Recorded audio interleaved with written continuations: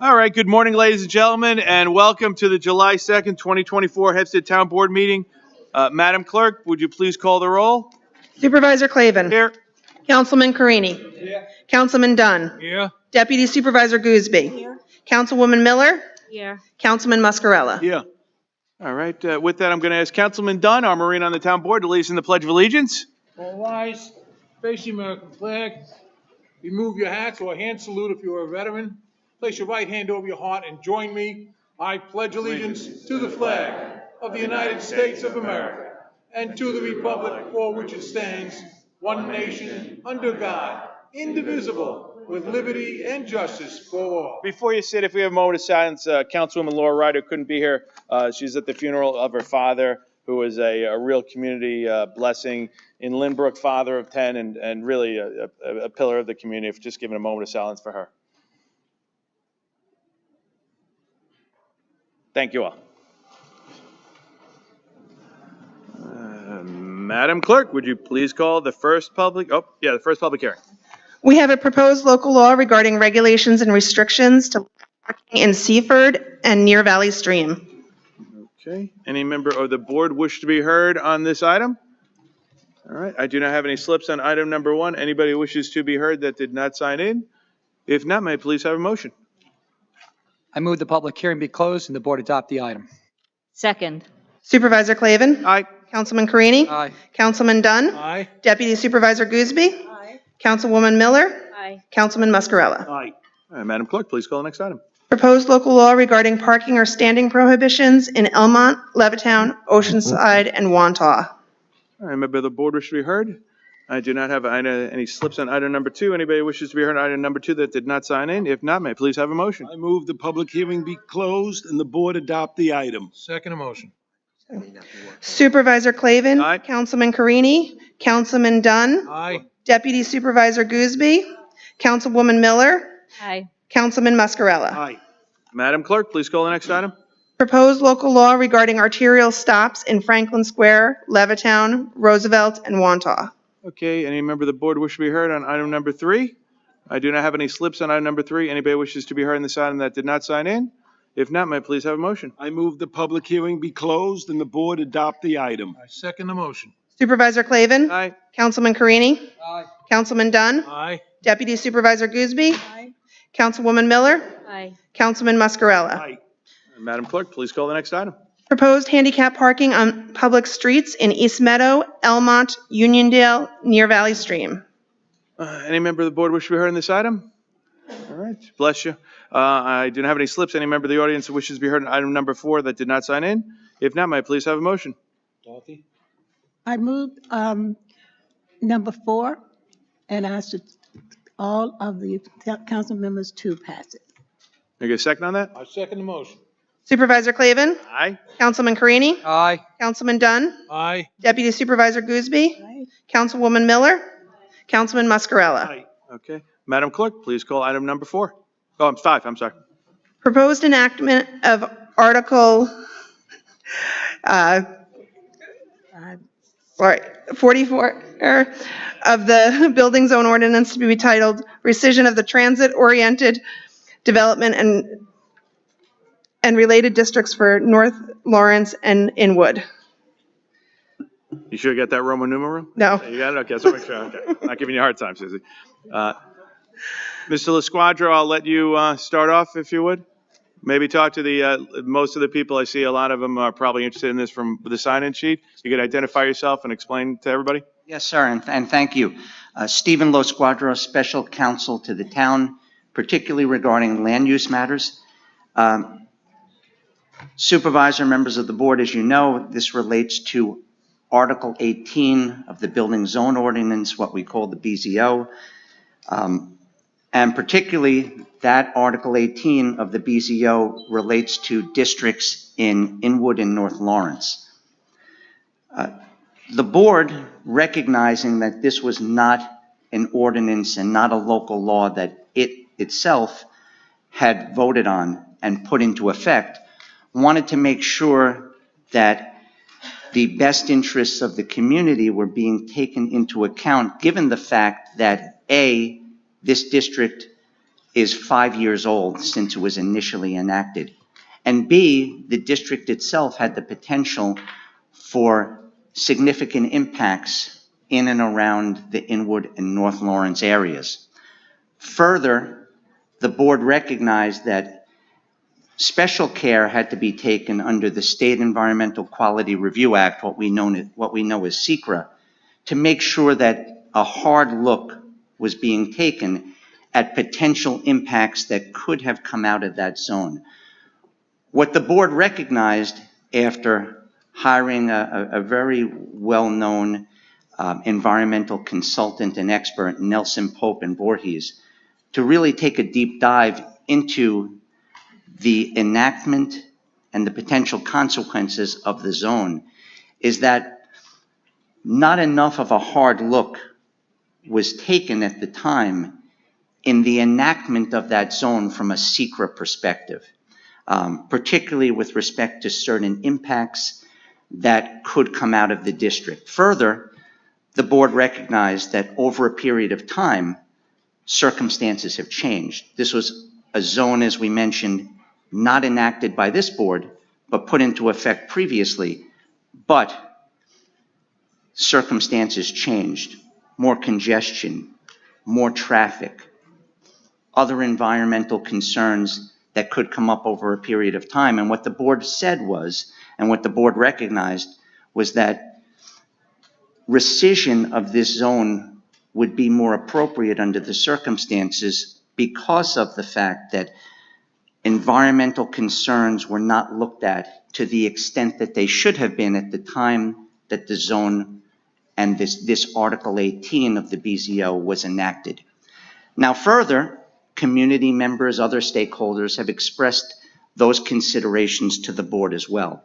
And the board has wished to react to that, to take all of those concerns and comments into account by then considering rescission and proposing a resolution that would invite discussion. Now, what the town has done is put forth a resolution which again is designed to invite discussion, to consider comment, to hear from stakeholders, community members, others who would have an interest in what the town is considering. The town board is here today to listen. Nothing has been predetermined. And what the town wishes to do is to come out of this process considering a resolution that would rescind, recognizing that there were certain applications made previously and there could be concerns about litigation and other factors that may relate to that. Taking all of those things into account, and again, fundamentally, the fact that the town board recognized that not enough of a hard look environmentally was done in the past, was to have people here today to open this for discussion and then to keep an open mind to consider how to move forward. So Supervisor, members of the board, that's what brings everybody here today with respect to Article 18 of the BZO and the potential rescission of that article. All right, thank you, Mr. Squadro. Obviously, by today's turnout, we have a number of speakers that are here, and I'm delighted. I'm delighted all of you took the time to come out here today, and I'm going to ask you when I call your name, you're going to go to the podium right there. The public safety officer, if that my public, just wave your hand. It's the podium. No, you're not public safety. It's right there. You're going to give your name, your address, where you live. We'd like to know where you live, as we do customarily here at town board meetings. And then you'll have 3 minutes to speak. In addition to that, as Mr. Squadro said, you know what? There might be an opportunity at the end. We've had a number of residents who have reached out to us and asked about submitting comments online, and the town board is considering making that at the end of this. So people who are unavailable today can be heard and can be included in this process. Is that fair to say, Mr. LaSquadro? Yes, sir. I know that the board has expressed the willingness and actually the desire to make sure that not just today, but following this, that there's the most full and fair opportunity to be heard, and that would be kept open for that purpose. Great. Thank you very much. So with that, I'm going to go down the list, and if you haven't signed in and you want to be heard, you have to go to the back and do so, and I'll start off with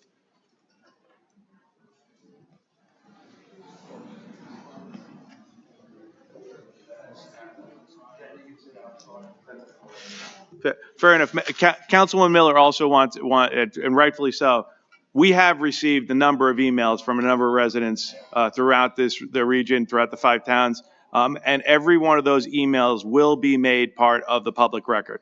So anybody who knew that somebody couldn't come, if that email has been sent, that will be made part of the public record. Thank you, Councilwoman, and that is a good clarification. With that, we start off with Paris Popak.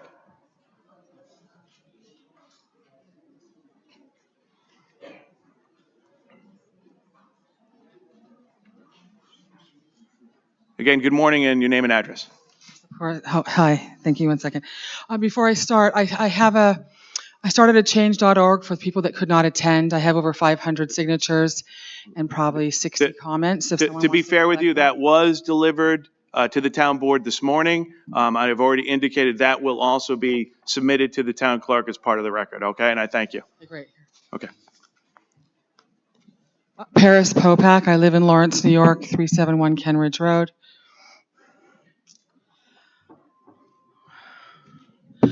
Oh, gosh, it already started. Wow. Okay, good morning. Thank you, Supervisor Clavin and the Town of Hempstead Board for hearing from us. And thank you to all the concerned citizens and voters who are here today.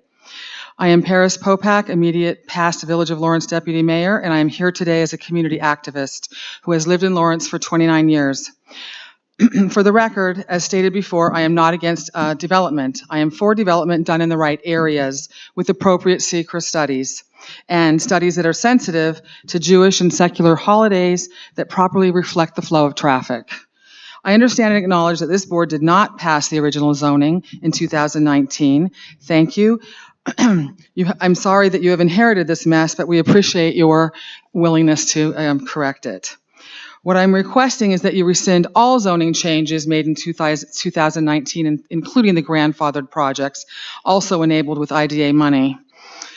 We cannot allow developers to harm our community. Inwood, North Lawrence, and Rockaway Turnpike are not the right areas for multiple family developments.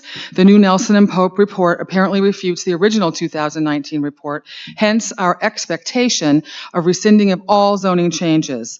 The new report states that there would be an adverse impact on infrastructure, traffic, environment, and quality of life. We are being crushed by surrounding developments and proposed developments. And please remember that there are 1,500 apartments already constructed across the 878 on Mott Avenue. Evacuations will be compromised, if not impossible, if these projects go forward, and there will be unforgivable tragedy if lives are lost. Intelligent coordination is needed in the 5 towns and the town of Hempstead to affect change. What is needed is pro-family community zoning, single-family housing, parks, a sorely needed library, some shopping, a ball field. Some of these will uplift the area of concern. But the biggest question I have is, what was the public notice before the zoning was changed? Did the town meet the notice requirements? And where's the proof? Will you please provide this and all related Town of Hempstead meeting minutes regarding this 2019 zoning, the passing of the zoning? Who can stop this overdevelopment disaster? You, our esteemed elected officials, can stop this and save us. You are demanding the governor keep Long Island suburban, and we're asking for you to do the same. Keep our communities suburban, not urban, rescind all zoning changes, and make our safety, health, and quality of life the priority now and for future generations. Thank you so much. Thank you, Ms. Popak. Thank you.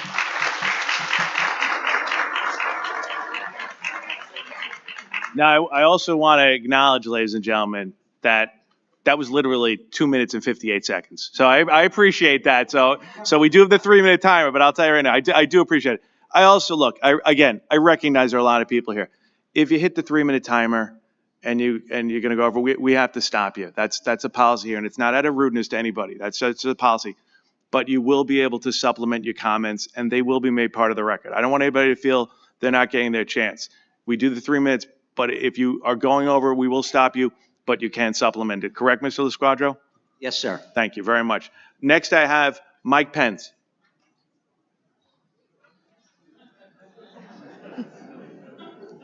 Okay? All right. I know. Next, I have Rochelle Stern Kimballson.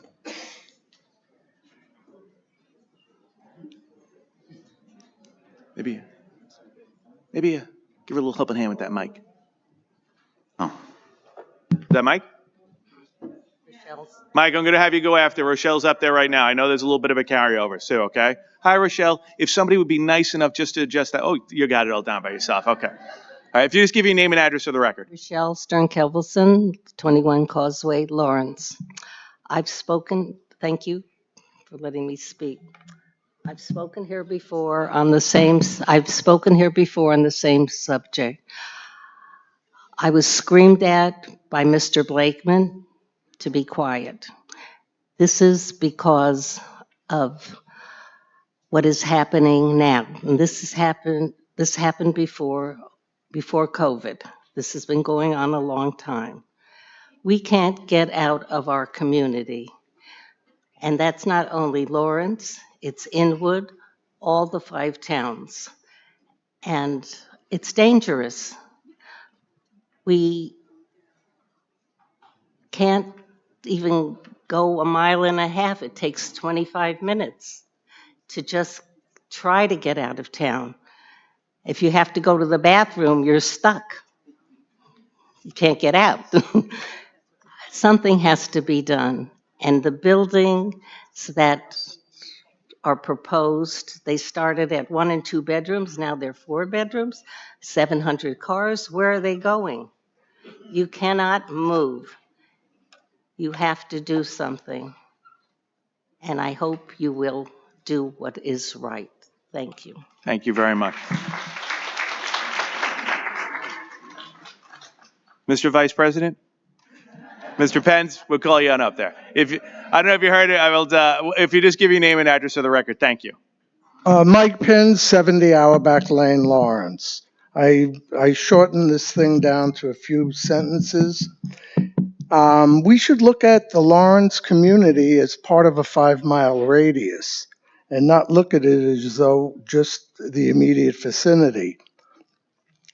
There are plenty of permits issued already. Let's see how congested the community gets before issuing any more. You have to live in this community to see what's happened. Traffic backed up on Peninsula Boulevard from Harris Avenue to Mill Road, which is 3 lights. It takes 40 minutes to go from Lawrence to the Southern State Parkway. The main roads, as the side roads in Lawrence, are jammed. You can barely move it most of the time of the day. Rockaway 40 minutes to go from Woodmere Boulevard to Rockaway Turnpike on Broadway. And that's a fact. To keep building, you're going to need to take lawns away to widen the streets, as they've done in Manhattan. They've taken a parking lane and turned it into extended the sidewalks. We moved to the 5 towns for the suburban lifestyle. Thank you, Mr. Pence. Thank you very much. Next, I have Eric Alexander.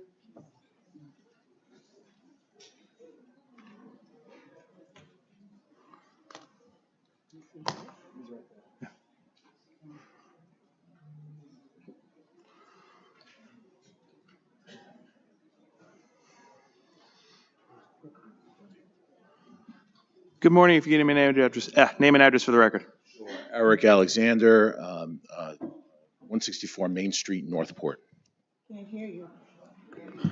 Speak a little bit more to the mic. Thanks. Sorry, Eric Alexander, 164 Main Street, Northport.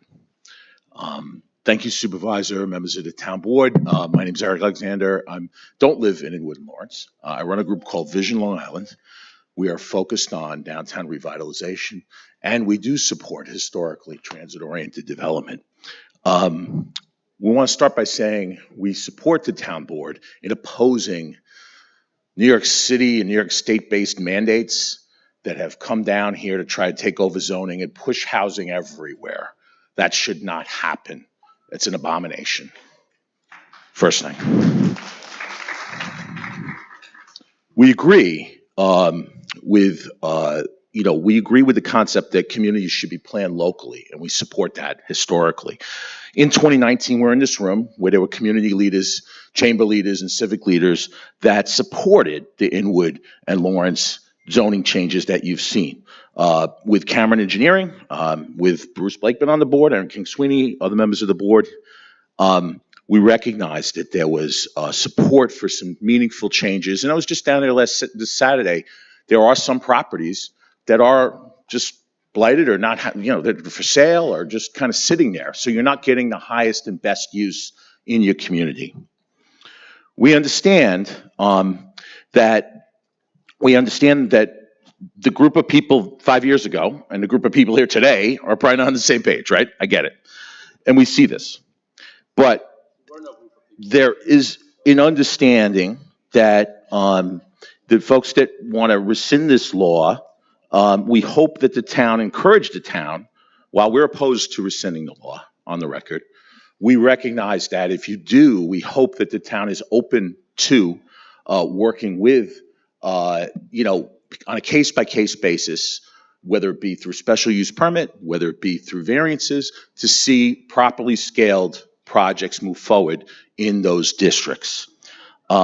We also want to say on the record that single-family homes are not the only way other folks need other housing options. Folks who made you breakfast this morning probably may not be able to afford a single-family home at $700,000 on average or higher in Nassau County or in Inwood and Lawrence.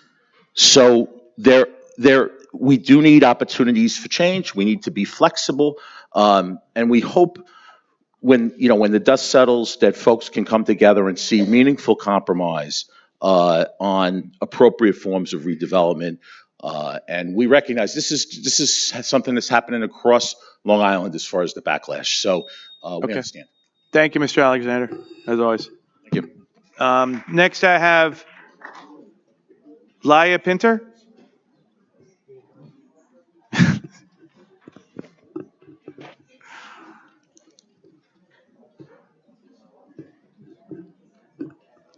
Hi, good morning. If you give me a name and address. Good morning. I'm Leah Pinter. I live in Inwood. I hate to age myself, but I've lived in the community for many, many years, pretty much my whole life. And the changes are drastic. So I invite any of you sitting up there or in the audience who are voting for redevelopment to come spend a week in my house and try to travel.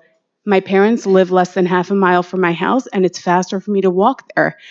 You can't get anywhere. Now, for those who are not familiar with what the town is, the Far Rockaway and Nassau County, Five Towns area is a peninsula. And if you look up what a definition of a peninsula is, we are surrounded by water. There is one exit and one entrance to the town. If you've ever been to the neighborhood when there is any emergency, good luck. And I wish anybody who's voting for redevelopment to never have a family member who's involved in an accident or a fire and there's mass casualties. Do you know that there's no hospital anymore on our side of town? St. John's, people aren't going to St. John's. Nobody goes to St. John's. So even if somebody is in a life-threatening emergency, they're still going to travel to a Nassau County hospital. Peninsula Hospital closed. What are you going to do when there is mass casualties in the neighborhood? There's no help. There's an accident on the highway. It takes hours to leave the town. Hours. You can't drive to the neighborhood stores. So we're talking about keeping the infrastructure going. I personally have gone into the Target that's on Burnside. I've gone in there one time. They're open at least, 3-4 years. I went in one time. Why? I'd rather order from Amazon. It doesn't make sense for me to get in my car to drive anywhere local, because there's nowhere to go. The traffic is unbearable. My children want to go places. I'm like, well, if you could ride your bikes there, maybe. I can't go anywhere. So the people who are voting for it, in my opinion, are self-serving. They are people who don't live in the neighborhood. I'm sorry to this nice man. I'm sure I have nothing against you, but you live in Northport. You don't really have a say in what goes on in our community. And our okay.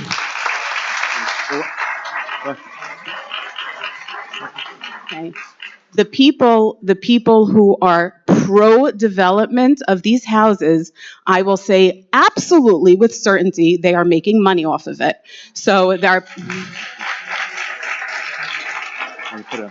I just want to say one thing, and I get it, folks, but every time we do like an outburst, we're cutting into our time. And I do want to give everybody the 3 minutes. So I get it. And at the end of it's okay either way you want to go, but I don't want to, you're speaking eloquently. I don't want to lose the time. So please go back on it. Every single person who's going to get up here and say they want redevelopment is getting money in their pocket. We have a mayor who has voted into Lawrence for 25 votes. That's an abomination to the community who didn't show up to vote for Popak, who was against redevelopment. But at the end of the day, redevelopment is really going to impact the safety, the health of the community. People aren't going to move here. Why did we move here 40 plus years ago? We moved here because it was a beautiful suburban community, and it's not anymore. I'm just going to make one recommendation. You might want to call 2 or 3 people up to line up so that there's no space in between. It might be a good idea. Absolutely. So thank you very much. Now I'm going to be calling up David Pinter.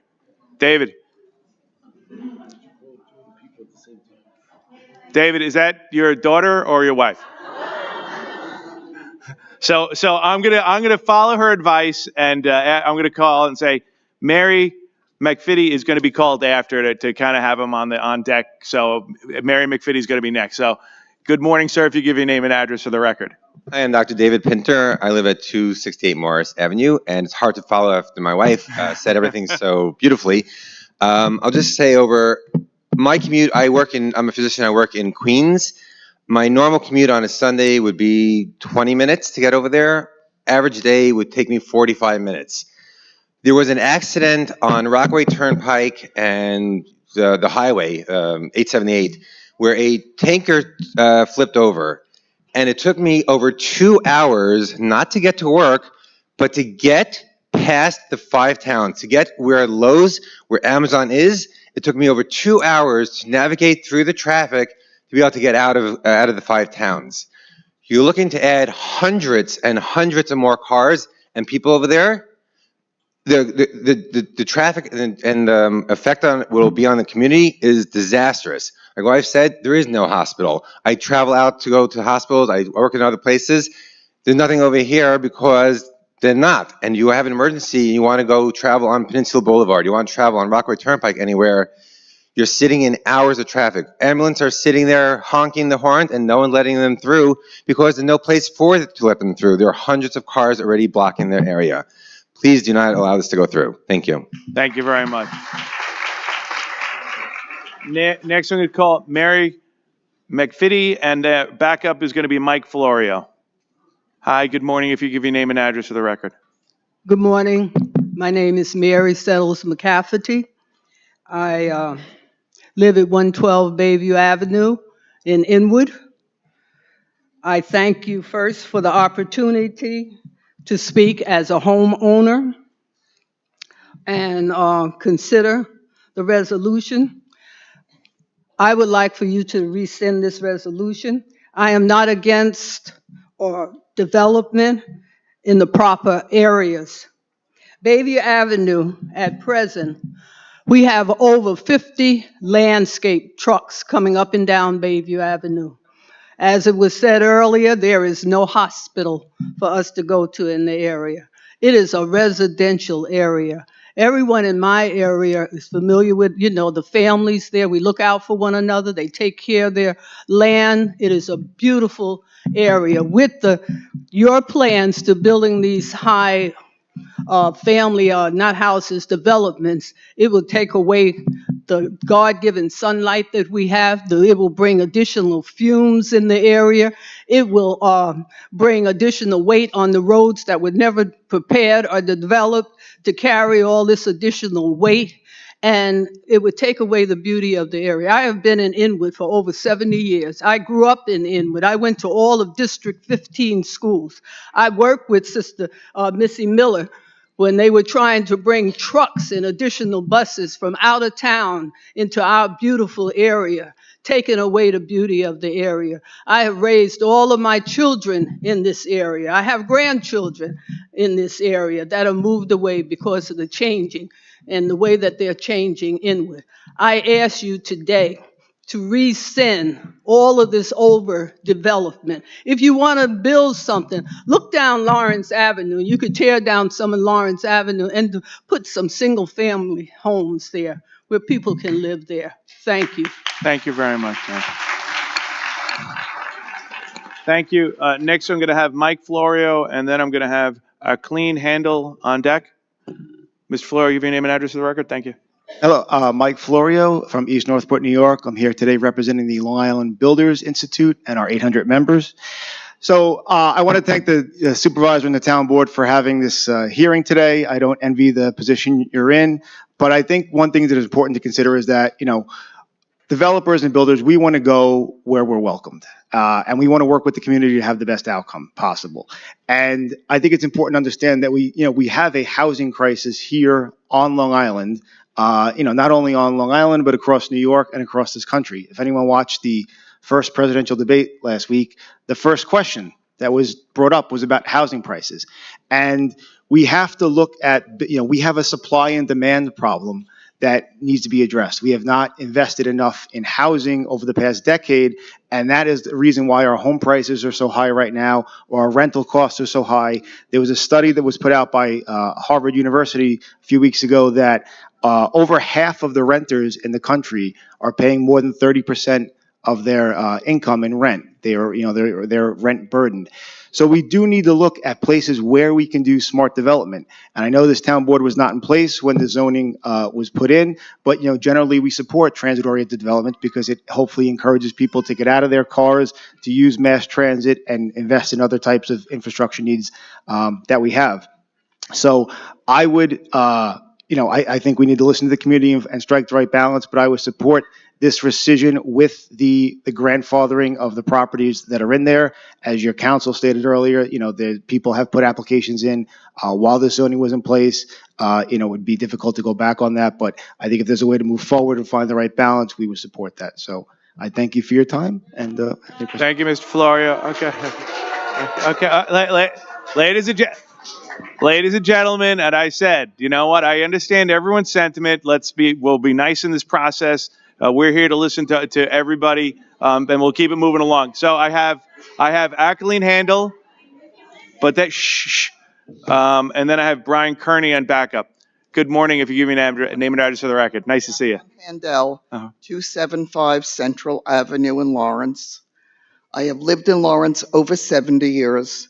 So I lived in what was a suburban community where there were houses or garden apartments, not major buildings that you are now planning to put up.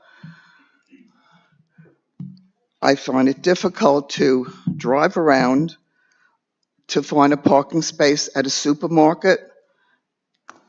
If I needed a parking space at the library, they don't exist because there is overdevelopment already in this area. I just want you to know, speaking after this lovely lady, Bayview Avenue is houses.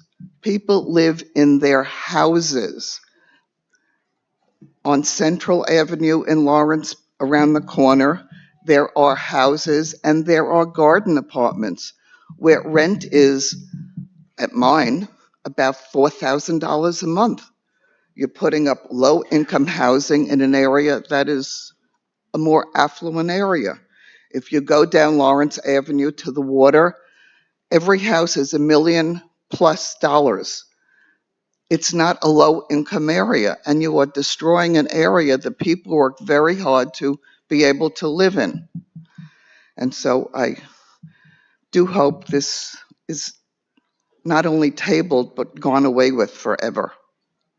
Thank you. Thank you very much. Brian Kearney. Good morning, Supervisor Clavin and the board. I'm president of the Steamfitters Local 638 Union. I'm declining to comment today. Thank you. Okay, thank you very much. Next, I have Mo English. Good morning. Just your name and address for the record. Thank you. Good morning. My name is Mo English. I live at 220 Wanzer Avenue in Inwood, New York, 11096. Thank you very much, members of the board. It's funny to me that I see so many people here that aren't members of my community. This is a community issue. I'm here as a member of the community. I live literally inside the proposed zone. I'm talking as an affected member. This is a bad plan. This is a greedy plan. This is a plan that was done behind closed doors between, backslapping and people who thought they could make a lot of money with people not really being able to pay attention with the COVID pandemic going on. We need to stop this. We need our community to stay close-knit, and we need to stay a community. We don't want Brooklyn. We want residents. We as residents demand this quality of life. Our home prices are high, as mentioned before, because there's a demand to join this community. We want this entire proposal rescinded. We want Article 9 removed. No grandfather projects, no backdoor, no more shady dealings. Let's end this now. It's affecting our livelihood as members in the community.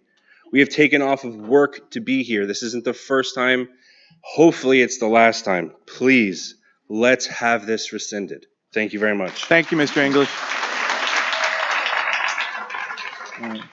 Next, I have Sam Namias.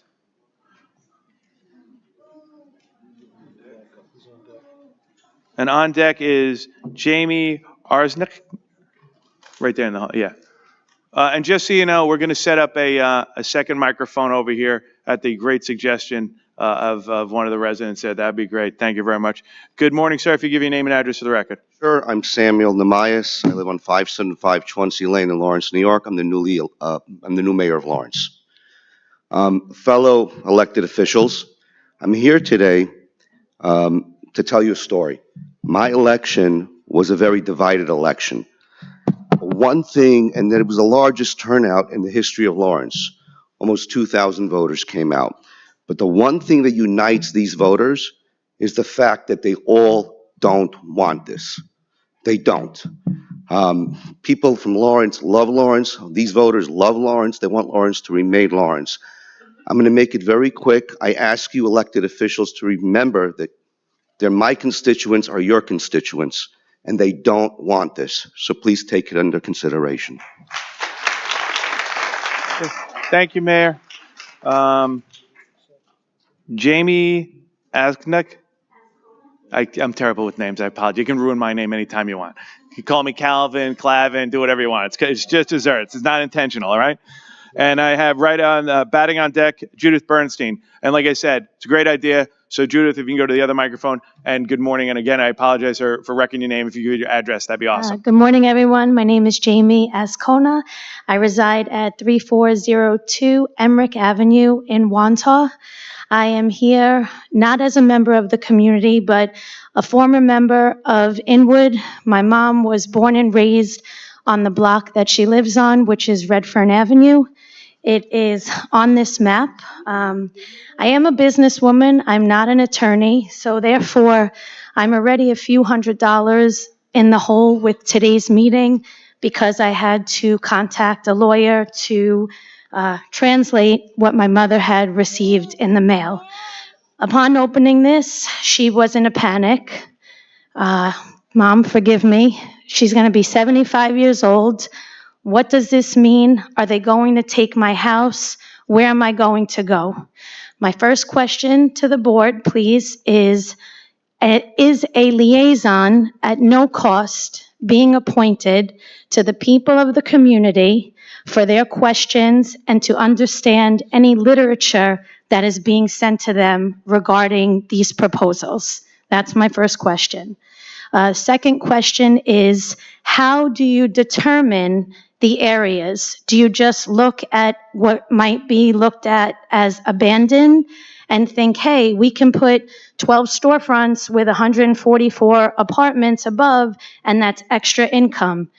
What everyone said prior to me, okay, the traffic is horrendous. I live in Wantagh. My mother is in Inwood, again, Redfern Avenue.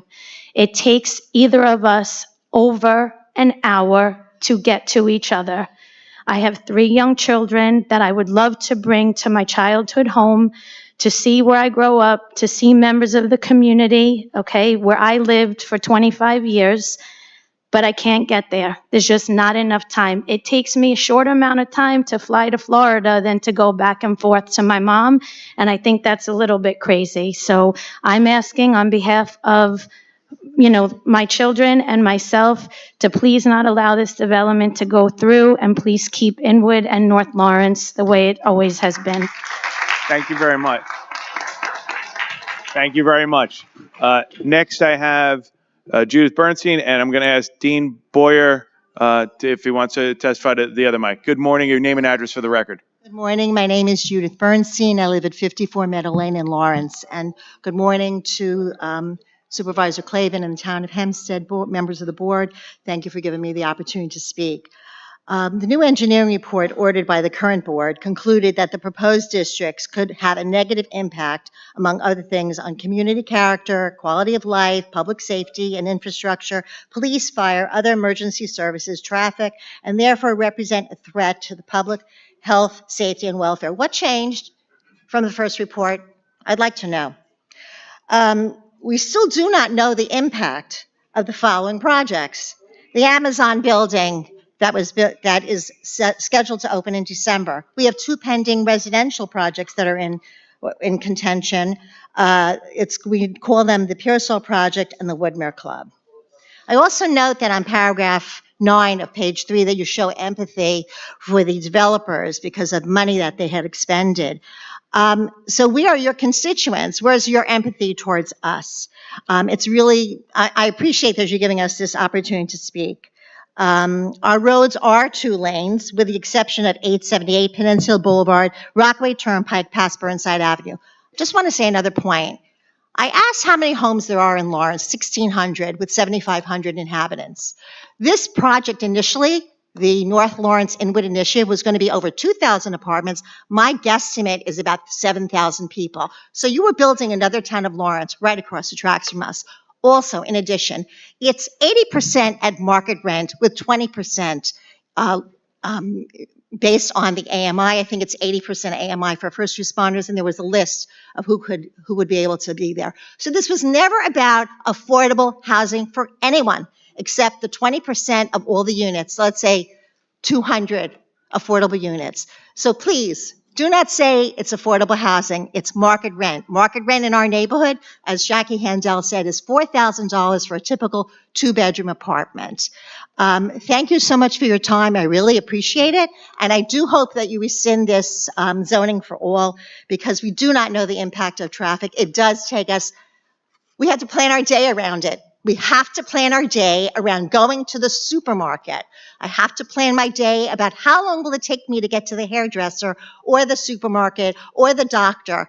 It's not normal. We really live, it's very stressful. And there's an accident almost every day in our neighborhood, every single day. Again, thank you. Thank you, Judith. Nice to see you. I'm now calling up Dean Boyer, and I have Eliza Katz on deck.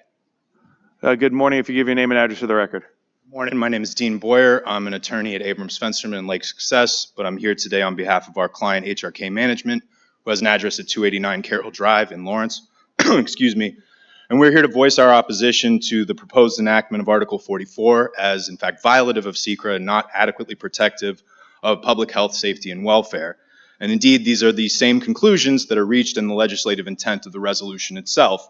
It's because we agree with these broader conclusions related to the rescission of the zoning that we must object to providing the exception for the eligible applications that are to be grandfathered in under the rescinded TOD and related districts. Now, the legislative intent specifically notes the concerns have been raised that the approval procedures do not represent best practices for ensuring a hard look at the significant environmental impacts of multiple high-density mixed-use projects, and that the expedited review process does not provide a meaningful level of public scrutiny, and critically, that it fails to examine the cumulative effects of, again, multiple high-density mixed-use projects.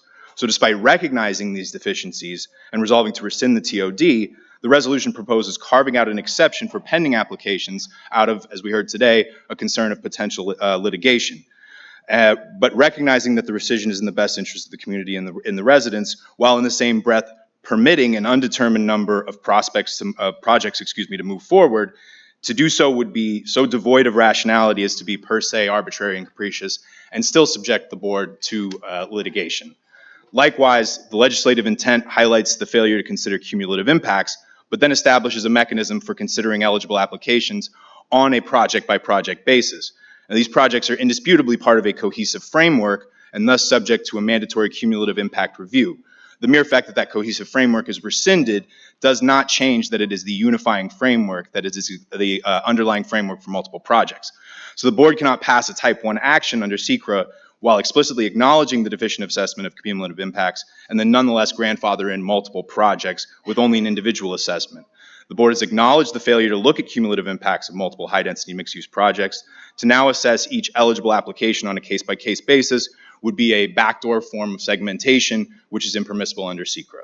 So for these reasons, we urge the board to reject the enactment of Article 44 and instead enact a complete rescission of the TOD and related districts without any exception for pending applications. Thank you. Okay,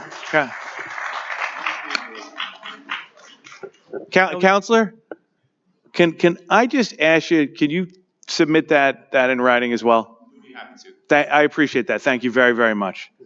All right. Ellie Katz, 141 Jefferson. Oh, come on, you're jumping the gun, Mr. Katz. I like it. I gotta get somebody on board here. I gotta get Sheldon Gullenbeck on board. But thank you very much. I like your level of excitement this morning. Ellie Katz, 141 Jefferson Street. I grew up in Lawrence, resident of the area for more than 40 years. You know, I just noticed, I don't know why of all communities, I know we're not here to discuss Northport, but as of the 2020 census, the residents in Northport were 7,300 and change, whereas the census of just Inwood alone was 11,340. It's about 4,000 less in Northport. So perhaps the developers from Northport want to build there. I told you, you're gonna. That was off your time now. Go on. Just to echo everything that's been said before, as a volunteer EMT, the roads are a disaster. For those that remember, during the Superstorm Sandy, there were people trying to get away, and it was nearly impossible just on any given day of the week to try to get from one of the 5 towns to the other. It's quite difficult. And again, just over the 878 in Far Rockaway, several thousand units have just gone up, which also adds to our congestion. So honorably, I ask the board to rescind the entire thing, especially Article 9, which seems like a backdoor way to let some developers in. Obviously, we're empathetic to those developers that have already spent money, but I think we need to be empathetic to all the residents of the area who've spent money on their homes and have paid high taxes for the privilege of living in such a beautiful community. Thank you. Thank you, Mr. Katz. I'm going to ask Sheldon. I'm going to have Mildred Small on deck. Hello, everyone. My name is Sheldon Gullenbeck. I've been living in the neighborhood since 1972. Address? 6 Washington Avenue in Lawrence. Thank you very much. I've been living here in Lawrence since 1972. Short break for my first couple years of marriage, then came back. I've seen the neighborhood change, not necessarily for the better. We love having Costco there, but there was a lot less traffic when there was only TSS. Oh, you're dating yourself, but go on. Okay, so I just proving my point. The neighborhood is over congested. You go through the commercial areas of town, and I've seen an increased number of illegal U-turns because for somebody to go around the block will take much longer than making that illegal U-turn, creating daily, hourly, dangerous situations in our commercial areas. The supermarkets don't have adequate parking. The streets aren't wide enough to bring in countless numbers of additional vehicles. Will just take away everything that we love about living in suburbia. So much of it has been lost already. I thank the council for being here. I thank everyone for being here. I know if this meeting was held in an evening instead of on a business day in business hours, this venue would not come close to housing and seating as many people as would want to be here to voice their objections. Please rescind this without grandfathering in anybody. Yeah, thank you very much. And And again, going to your point of the timing, that's why after the meeting, we will have a 30-day period to allow people who couldn't be here. It's just juggling, you do a night meeting and then some people say you can't, well, I can't get there at night. It's tougher. So we're trying to do a balance, and that's why we're going to keep it open. I appreciate it. And I did appreciate the TSS reference. Next, I'm going to call Sheldon, and I have, Ms. Small. Good morning to the board. My name is Mildred Small. Hi, Ms. Small. I reside at 118 Bayview Avenue in Inwood, New York. I want to reiterate everything that everyone has said, as opposed to the one from Northport. But everyone else, yes. I am a resident. I've been in Inwood for over 60 years, and we moved there because we wanted a better way of life. And what they have proposed is interrupting our way of life.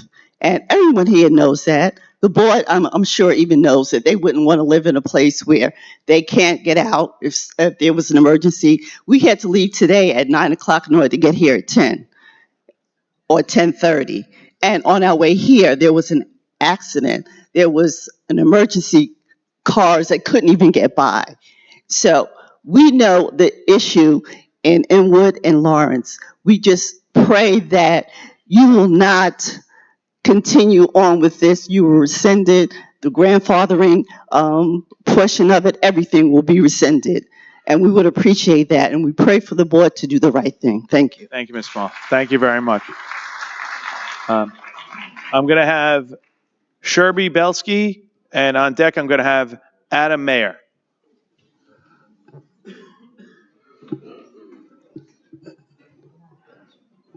Hi, how you doing? Name and address, please. Thank you. Hi, Sherry Belsky, Boxwood Lane, Lawrence, New York. I'm living in the neighborhood for 30 years. We moved here from Brooklyn to have a better life, live in suburbia, and get away from the fast-paced, run-of-the-mill urban areas. And you are allowing these developers to come in to make millions and millions of dollars off the backs of the people living in this community for 30, 40, 50 years who invested millions and millions of dollars in taxes, in their homes, in the community, in the businesses, without consideration for the residents who live here. Aside from the congestion, aside from the problems, we have traffic from Kennedy Airport, we have traffic from the beaches, we have traffic from the schools, we have traffic from all over, and we can't get out. We have two main roads in Lawrence itself. That's Broadway and Central Avenue leading into the 878 and the Rockaway Turnpike. 878 leads into the Rockaway Turnpike. When we have a storm like Sandy, and even a lesser storm, we have floods coming from Kennedy Airport because the water is diverted. Everybody has floods in their basement just from the normal storms. Our sewage is terrible. Our water is terrible. Our electricity goes off. We don't have the facilities to have more and more and more overdevelopment. We're already having trouble from the Far Rockaway development. We luckily have a compromise with the Woodmere development. And Pearsall, we were not able to stop the Pearsall development. There are underhanded agreements being made left and right where the residents are not knowing about it. We are not being confronted about it. We are not being told about it. And left and right, we are being overdeveloped and we are not being considered. We are the residents of these neighborhoods. We need to know what's going on here. We have to be considered, not the developers from Northport who say they're coming here so that people can get the train. The train is not the New York City subway. The train is the Long Island Railroad. $10 a piece? This is cheaper? This is going to keep people from using their cars? That is not true. None of what is being said by the developers or the building associations are true. This is our neighborhoods. This is our suburban communities. We all get along in our neighborhoods. Inwood, Far Rockaway, Lawrence, Woodmere. We have a beautiful, beautiful community. We are happy the way things are. Stop coming into our neighborhoods to ruin it for us. Thank you. Thank you, Ms. Belsky. Next, I'm going to have Adam Mayer, and I'm going to have Craig Pio on deck. Good morning. If you give me your name and address for the record. Thank you. My name is Adam Mayer. I reside at 227 Wanser Avenue in Inwood. My wife and I moved here nearly 15 years ago to raise our family in a peaceful suburban environment. We came here to escape the urban hellscape known as Brooklyn. The districts created several years ago severely undermined that dream. Our home is literally located in the heart of the new district with potential for a multi-story apartment complex, including first-floor retail directly next door. The retail components can include bars and taverns. I challenge a single proponent of this district to enable their family to live next to this. I'm grateful to the board for having the courage to consider rescinding these districts. I'm grateful the proposed motion acknowledges the severe environmental impact potentially caused by these districts. The districts should be rescinded entirely and without any conditions. I implore of you to take swift actions to rescind these districts with prejudice. Besides the well-stated and voluminous reasons to rescind these districts on the merit, many of which have already been well articulated already, I would like to highlight the manner in which these districts were approved. There was entirely insufficient notice provided to the impacted residents. For contrast, I justly received 5 letters notifying me of today's hearing, to the credit to the town attorney. When these motions were passed, I received no such notice. That is a travesty and amounts to the type of smoke-filled backroom deals to which we all abhor. Additionally, of equal concern, the current motion proposes to permit certain projects to proceed given the developer's expenditures. This is also unacceptable. While I wish not to cast aspersions on anyone, this caveat to the rescission has many flaws. First, the projects that would still be permitted to proceed even with a rescission are not yet published and must be a part of the record the board votes on. Second, this has potential for significant abuse and corruption. What this exception amounts to is to give the board the political cover to rescind the districts, yet still permit certain undisclosed projects to proceed, undermining the rescission and cleverly ignoring the undeniable desire and wishes of the constituency and tax-paying affected citizens. I encourage you in the strongest terms to completely rescind the motion without any exceptions and to ignore the special interests and businesses taking advantage of our suburban neighborhood. Thank you very much. Thank you, Mr. Meyer. Next, I'm going to call up Craig Pio, and on deck will be Philip Bedler.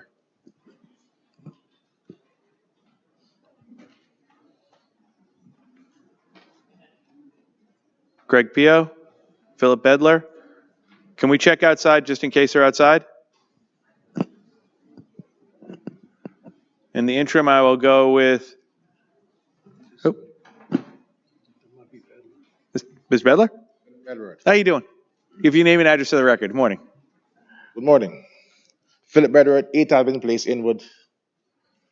I've lived in Inwood for the past 34 years, and I've enjoyed the neighborhood. What I've seen, I'm in agreement with that. The quality of life in Inwood is being deteriorated just by these situations. So as a result, where I live right now, I see my house being part of a plan, which I don't know why it has been part of the plan for development.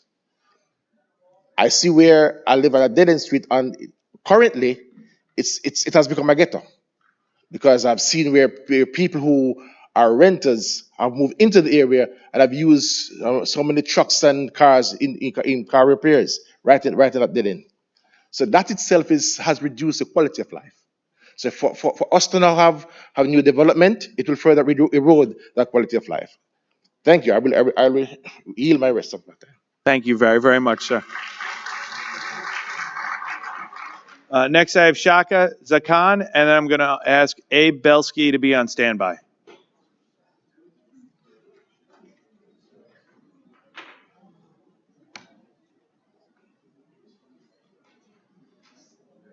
Okay. Robert Lano. And I have had a couple of people that are here opposed, but they didn't want to testify, and that's okay. I'll still call you. If you don't want to come up, that's fine. You can submit in writing. Rich Brzezinski. Okay. Mindy Gartner. Okay. Joe Tedisco. How you doing? And then I'm going to have Barbara Siegel on deck. Mr. Tedisco, if you give your name and address. Yeah, my name is Joseph Tedisco. I live at 242 Lexington Avenue, West Hempstead. I'm 20 years old and a lifelong resident of West Hempstead. I'm here to express my disappointment that the 2019 Inwood and North Lawrence zoning initiative may be done away with in the midst of a housing crisis. We are at a turning point in the history of our island, where once we had limitless potential, Long Island is now stagnating, held back by exclusionary zoning. In one direction, I see us allowing our natural growth and densification. As our population grows, we must have a place to house everyone. If not, if we artificially prevent growth, I see us declining.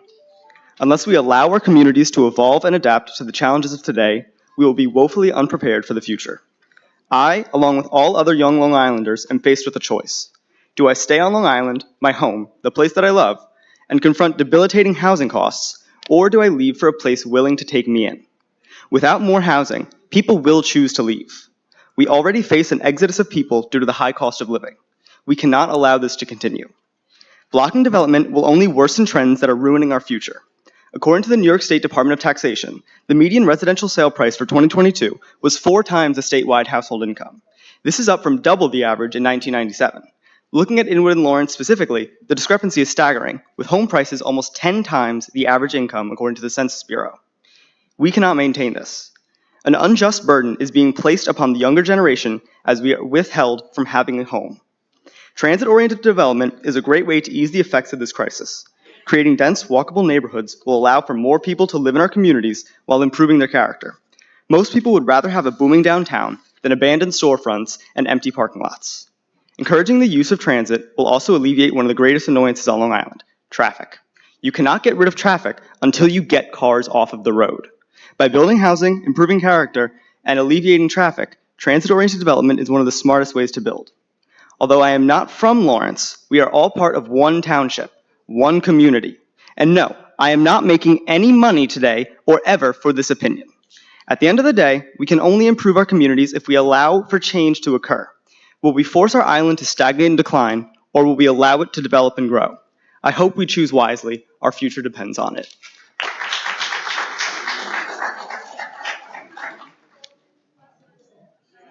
Okay, next I have, Yes, for the record, I do support the development in West. okay, no, that's, okay, we'll move on now.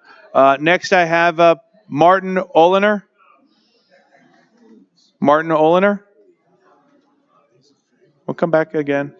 Anne Marie DeSalvo. Oh, I'm sorry, Martin. How you doing? How are you? I didn't see you coming over there. How's everything? How's your name and address, please? Thank you. Martin Oliner, 195 Central Avenue, Lawrence, New York. I'm the former mayor of the village of Lawrence. I want to first thank you, Mr. Clavin, and of course, Councilwoman Guzby, for having the insight of re-examining this, putting it on a moratorium, and concluding that Cameron Engineering just made a mistake. So we understand clearly that Article 43, which was passed 5 years ago, was a mistake. We understand it was a mistake. We didn't have SECRA. To put it in the terms of Alan, who spoke legally, in which he will be submitting to you, there was a massive mistake here. It's not safe. Our own engineers, Nelson and Pope, have told you it's not safe.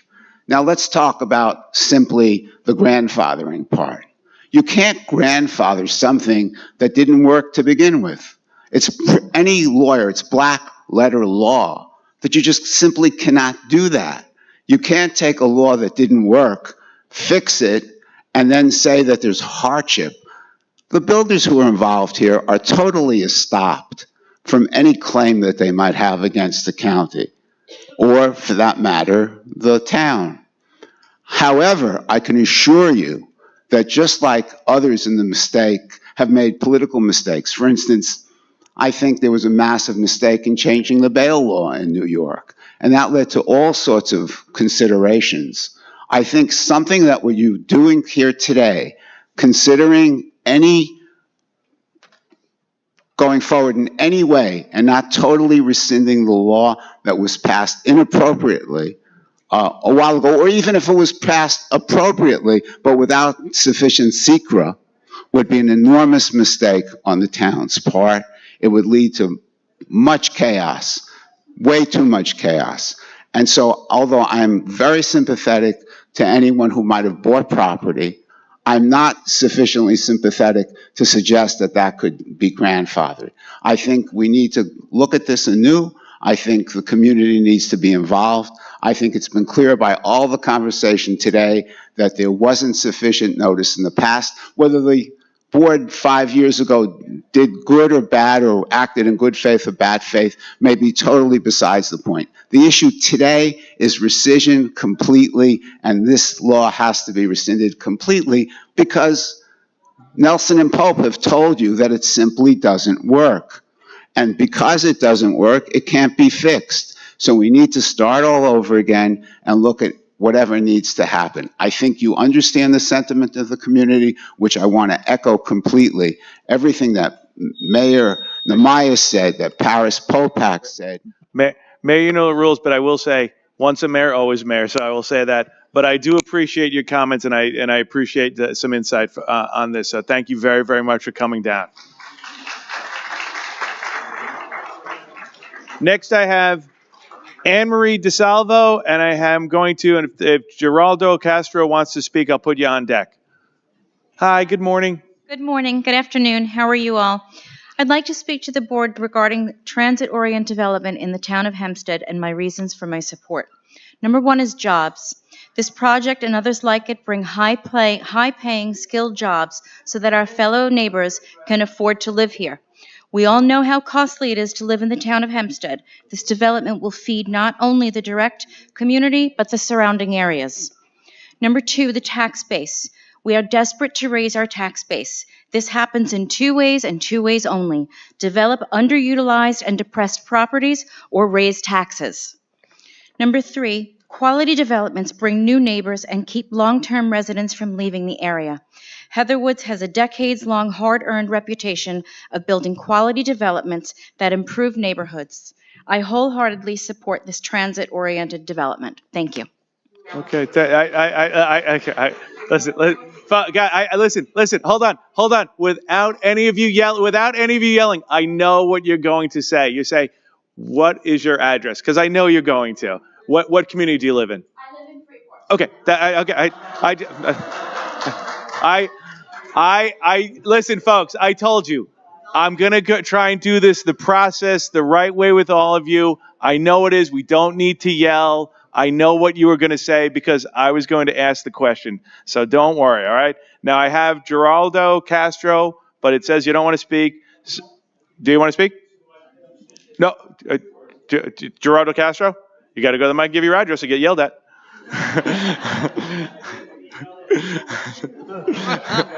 Yeah, brother, get in line. I get yelled at every day, all right? Come on. So, yeah, I'll be real quick. My name is Geraldo Castro, village administrator of the village of Lawrence, newly appointed. I currently live in Lynbrook, 114 South Franklin Avenue, but I lived in Inwood on 21 Grove Street, right where my father lives, for 23 years before I moved. The only thing I'm going to say, I worked in Lawrence for close to 20 years, and I will say that everything that the constituents of Lawrence has said, as well as Inwood, is 100% factual. There's no exaggeration at all. So thank you very much. Thank you very much. Thank you, Mr. Castro. Next, I have Salvatore Castro. He's going to take a pass? Okay. Edward Braun? Okay. Helen Storch? Helen? Okay. Chet Pietrats? Okay, sorry.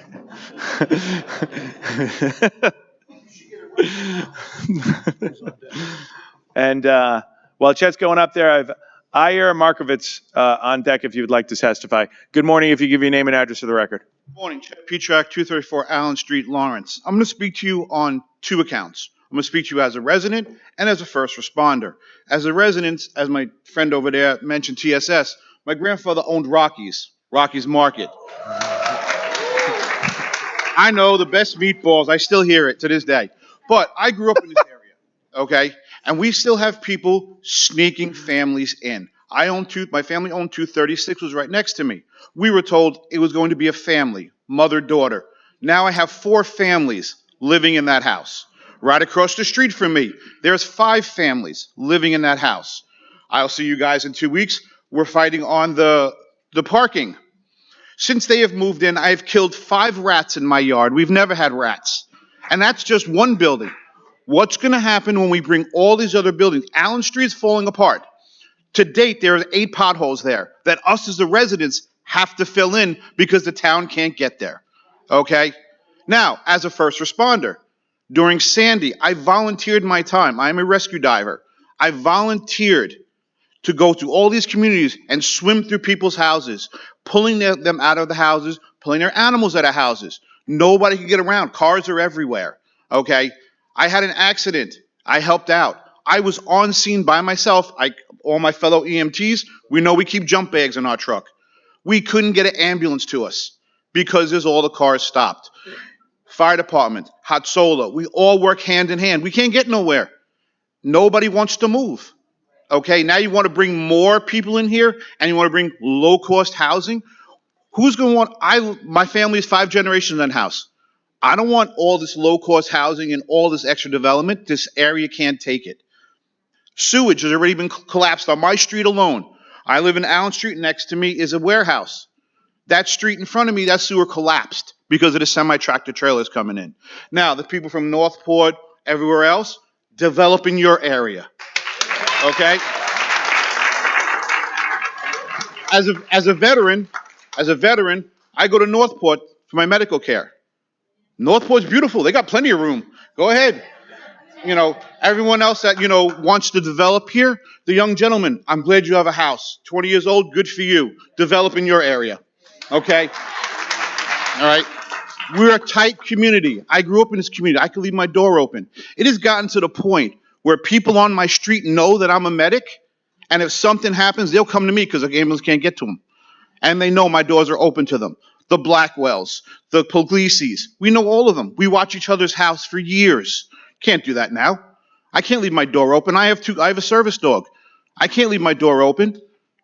Back then, you could leave your windows open. You can't do it. Okay? We're too overdeveloped.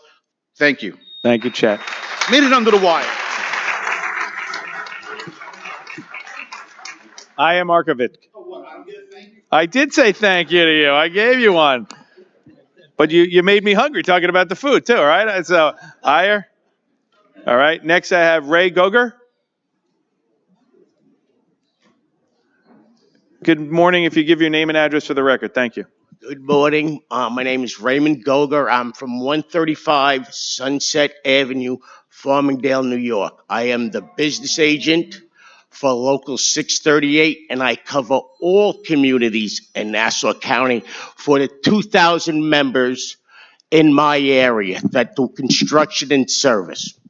Like a lot of people said, they left Brooklyn, they left Queens, they all came out to Lawrence or Inwood. I went to Long Beach. And then when I was going to Long Beach, you had the TSS and no 878. So how was your traffic then, right? And I'd like to know where in this great Long Island or Nassau County there's a place where there isn't no traffic.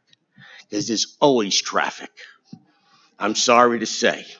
But to get ahead in life, you do have to go out to the 5 towns, or Long Beach, or Nassau County, because we made it nice. So people are saying, how are you destroying these neighborhoods? Because you came from other places to come here, right? To make your life better.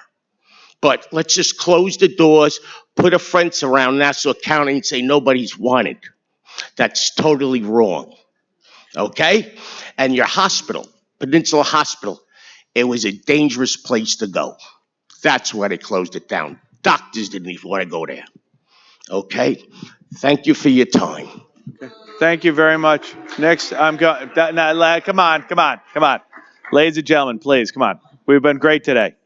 Next, I have Brian Nigro, and we're going to put Alexander Novak on deck.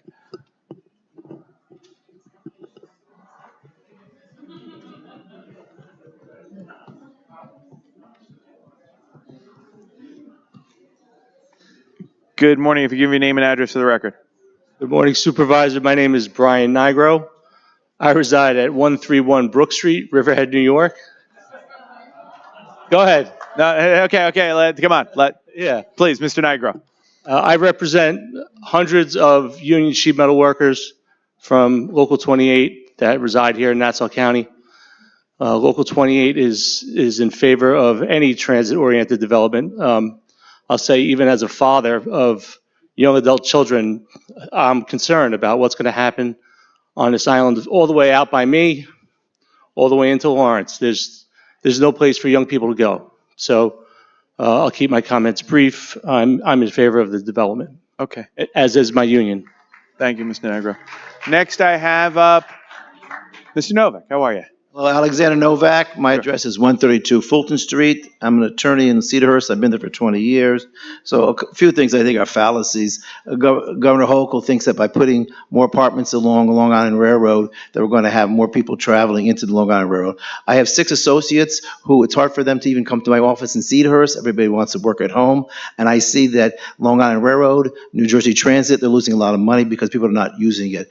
And also already, from Lawrence, I'm next to Lawrence Avenue, going straight into the 5 towns, all along the Far Rockaway line. There are already apartments, and the apartments I see have signs that have vacancies. There's co-ops that are there that are not being sold. Some are, some aren't.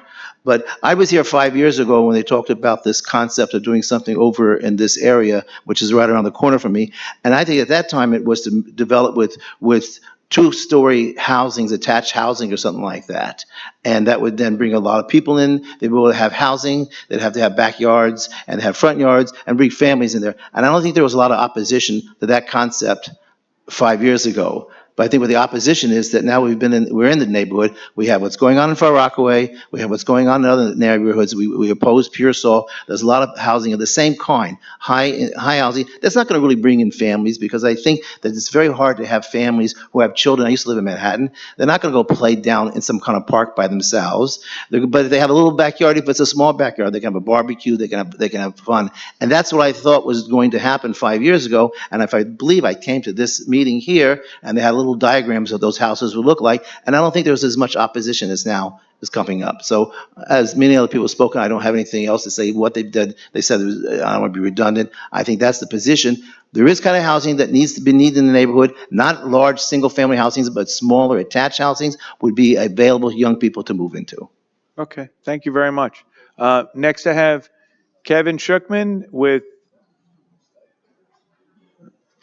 John Tedesco on deck. Hello. Hi, how you doing? Name and address, please. How you doing? Evan Shuckman. I live at 5 Beechwood Drive in Lawrence. Thank you to all the members of the town of Hempstead for calling this meeting.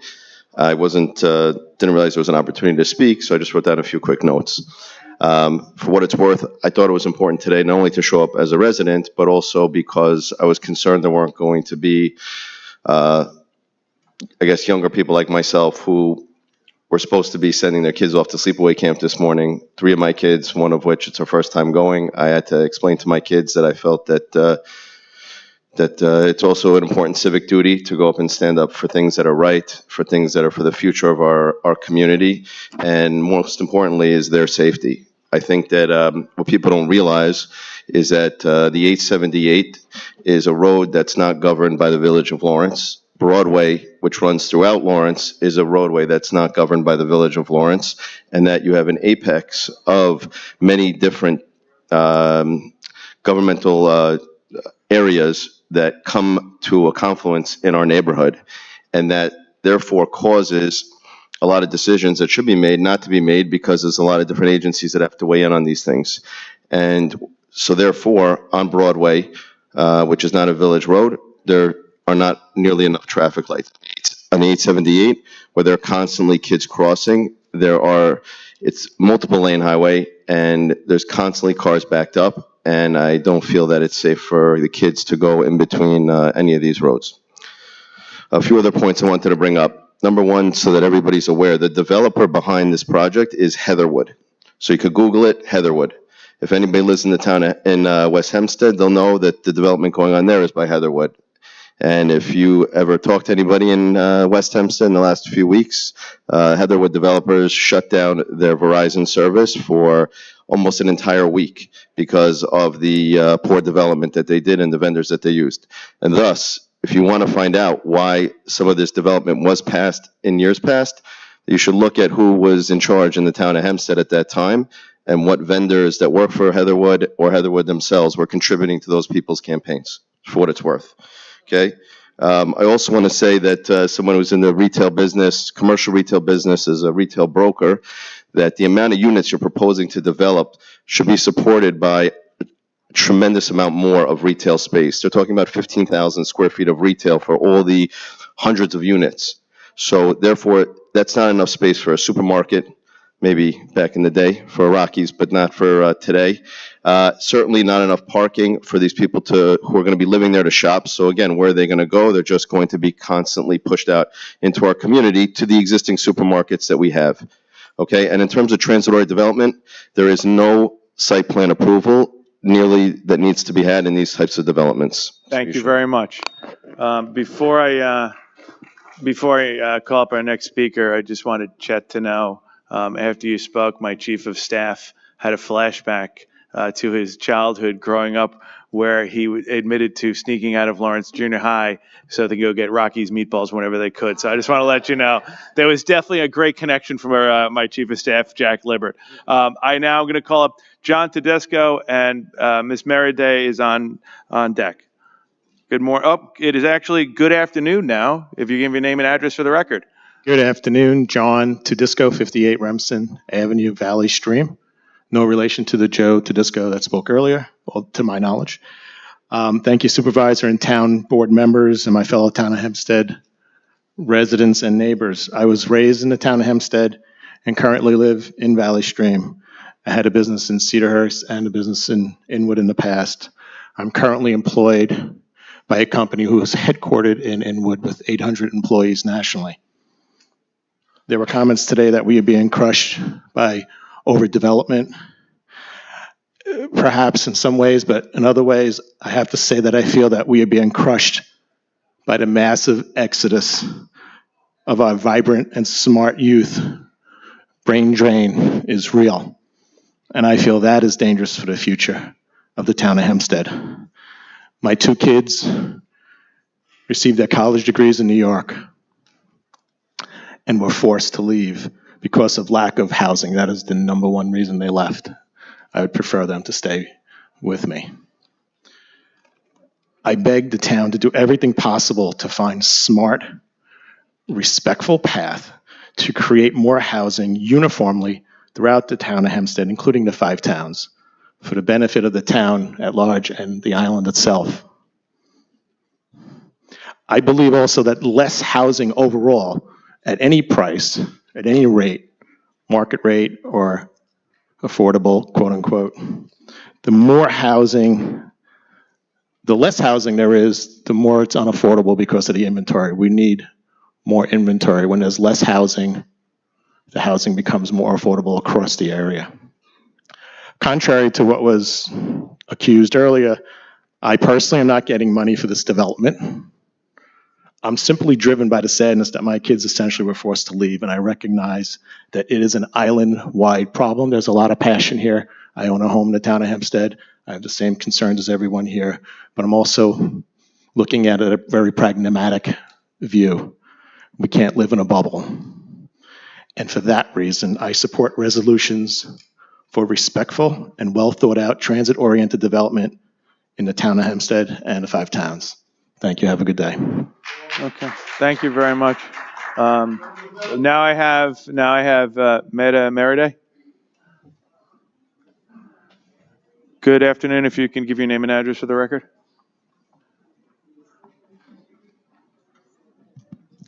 Meta J. Meriday. And I live in Baldwin, so if anyone wants to meet me in the parking lot, line up. Just let me say what I need to say.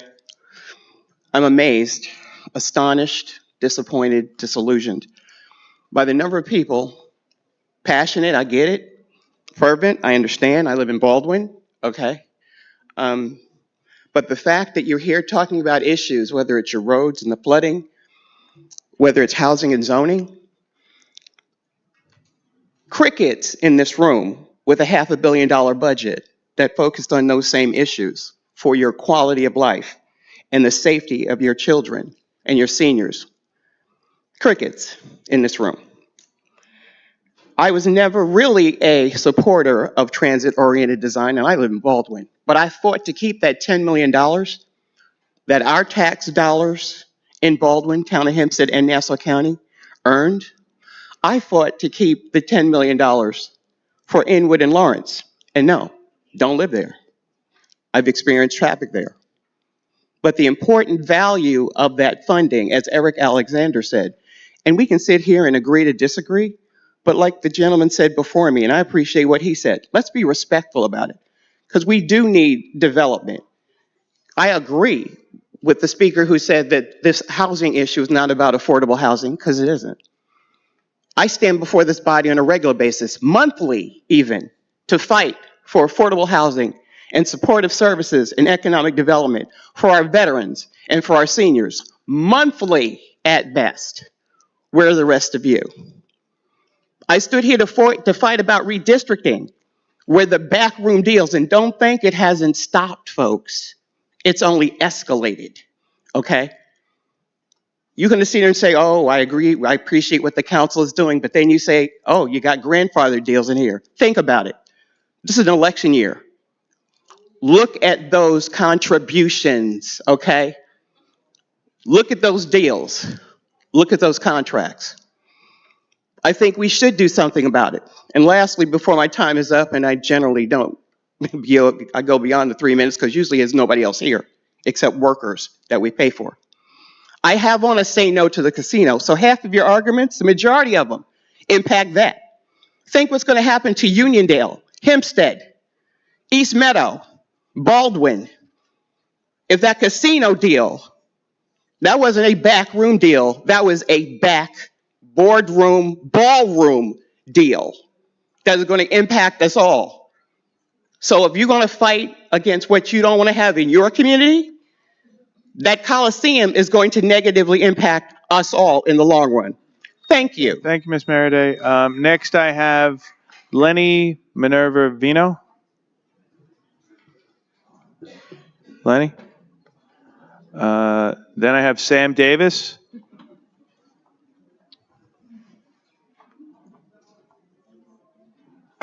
Sam Davis. All right. I have Joseph Lifshutz. Mr. Lifshutz, there you go. If you give your name and address there for the record. And on deck, I have Regina Todd. Hi, good afternoon. Your name and address. Thank you. Name is Joseph Lifshutz, 44-year resident, maybe 45, going on in Lawrence. It feels like maybe 200 years ago that I lived there, because the neighborhood has changed so radically in the last 40 years that this project was like the icing of the cake. This is what you call insanity at its highest level, immorality at its highest level. Somebody 5 years ago dreamt up this crazy idea of taking 70 acres and building 2,000 apartments in an area that you can't move in now. It's impossible to build this item. It's impossible to develop this item. 2 years ago, I was at a meeting here where 1,000 people were sitting here. And every one of them said the same thing that many of these great speakers spoke this evening, especially to this afternoon. In spite of the fact, last time 2 years ago, it was during the week and at night. This year, they picked a holiday weekend during the day, figuring it will cut down on the amount of opposition. There's total opposition to this project. This is a Republican setup, a political item that's become developing. I'm told that Heatherwood has Republican lobbyists supporting that project. This is very dangerous. And we're dealing with something now that is above everything else, and we enter the political realm. This is the project that they want to exempt, grandfather through. This is the 5-story buildings. 5-story buildings, rental housing in the middle of Lawrence, Inwood, Cedarhurst. It's insane. It doesn't make sense. Right by the railroad, from Lawrence, the post office goes down. I don't think people have an idea of what the event of this development is. And I hope they look all of this at the picture. 5-story buildings, apartment buildings. The rest of the project had pictures. Last 2 years ago, I submitted the project exactly, 30 pages of detailed zoning that was passed here in the dead of night, totally ready to dig without anybody having an input. We now can't get around Lawrence, period, the five towns, period. Everyone said it, it's a known fact. Now, I just want to end with this statement from your engineer.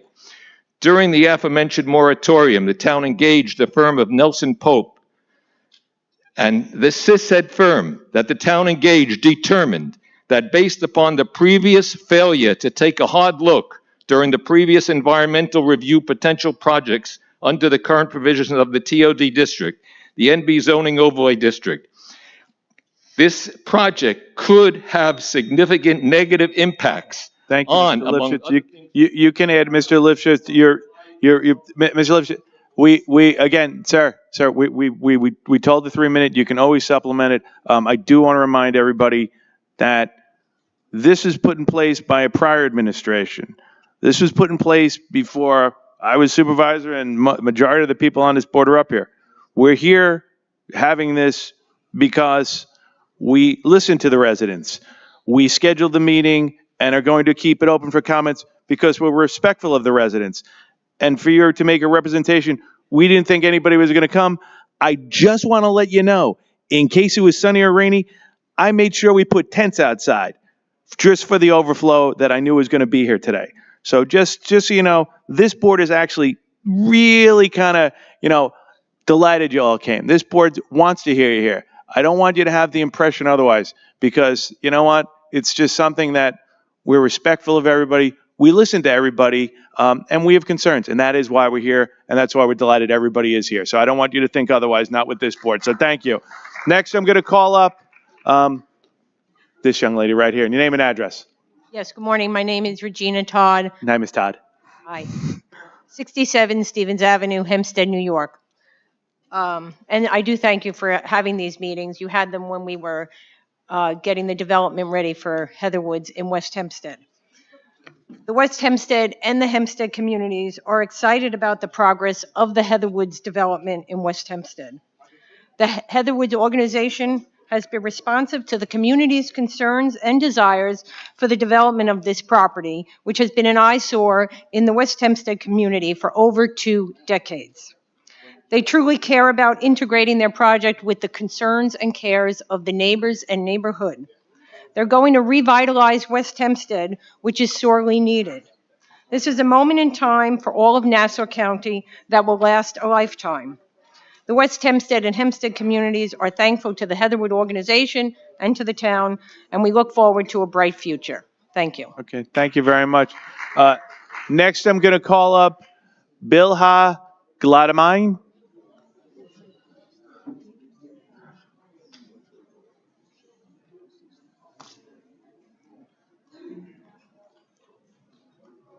And on deck, I'm going to call up Mike DeRosa.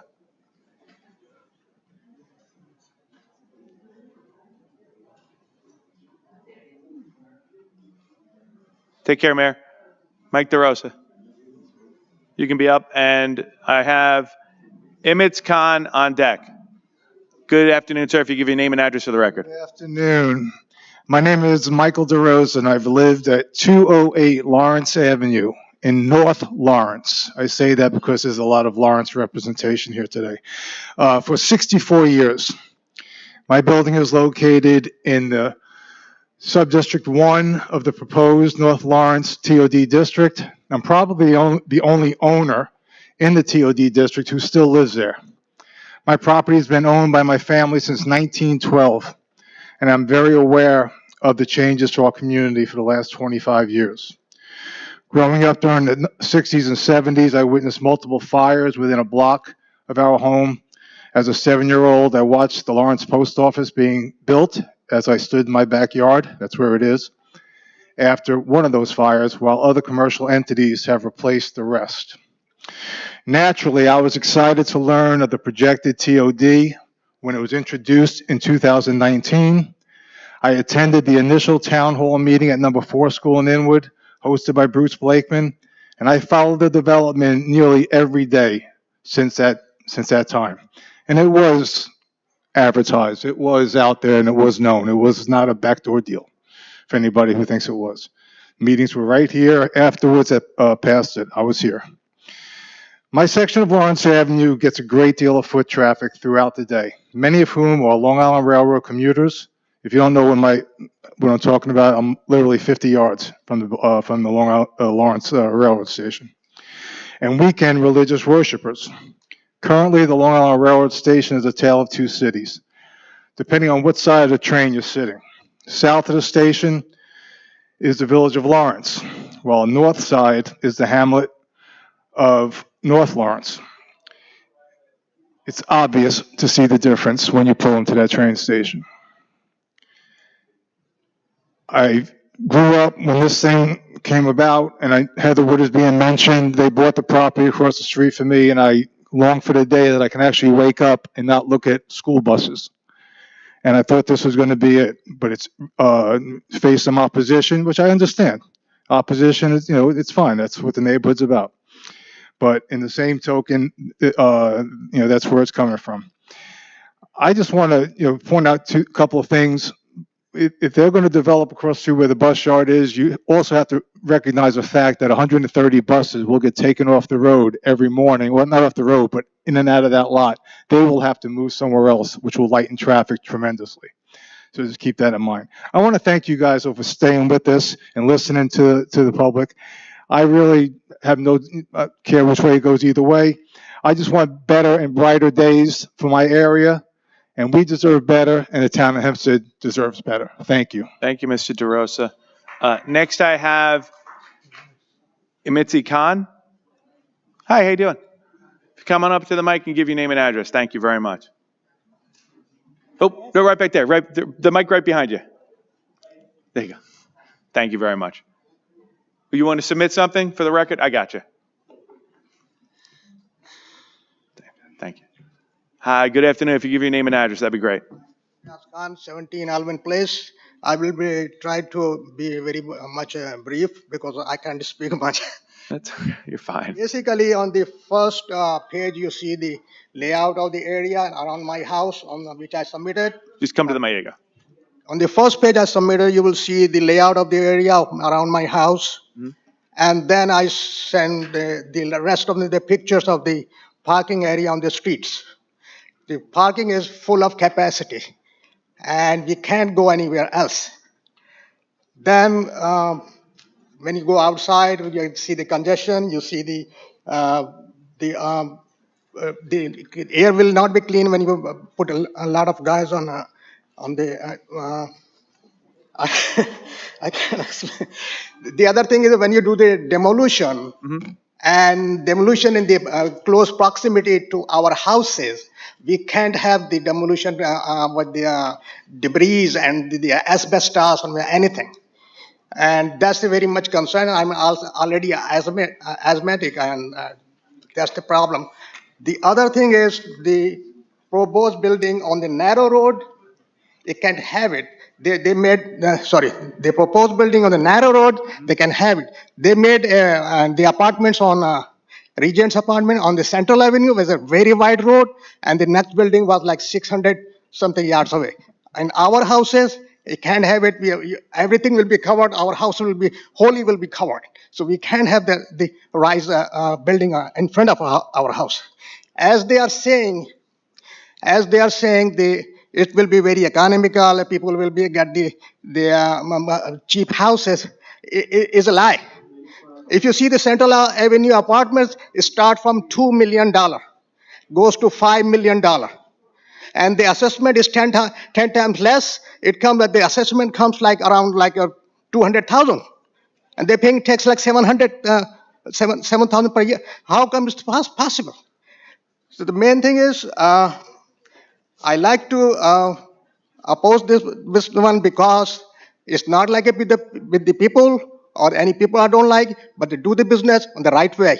If you have the warehouse, one warehouse, second warehouse, do the business right way and employ the people over there, but not the development.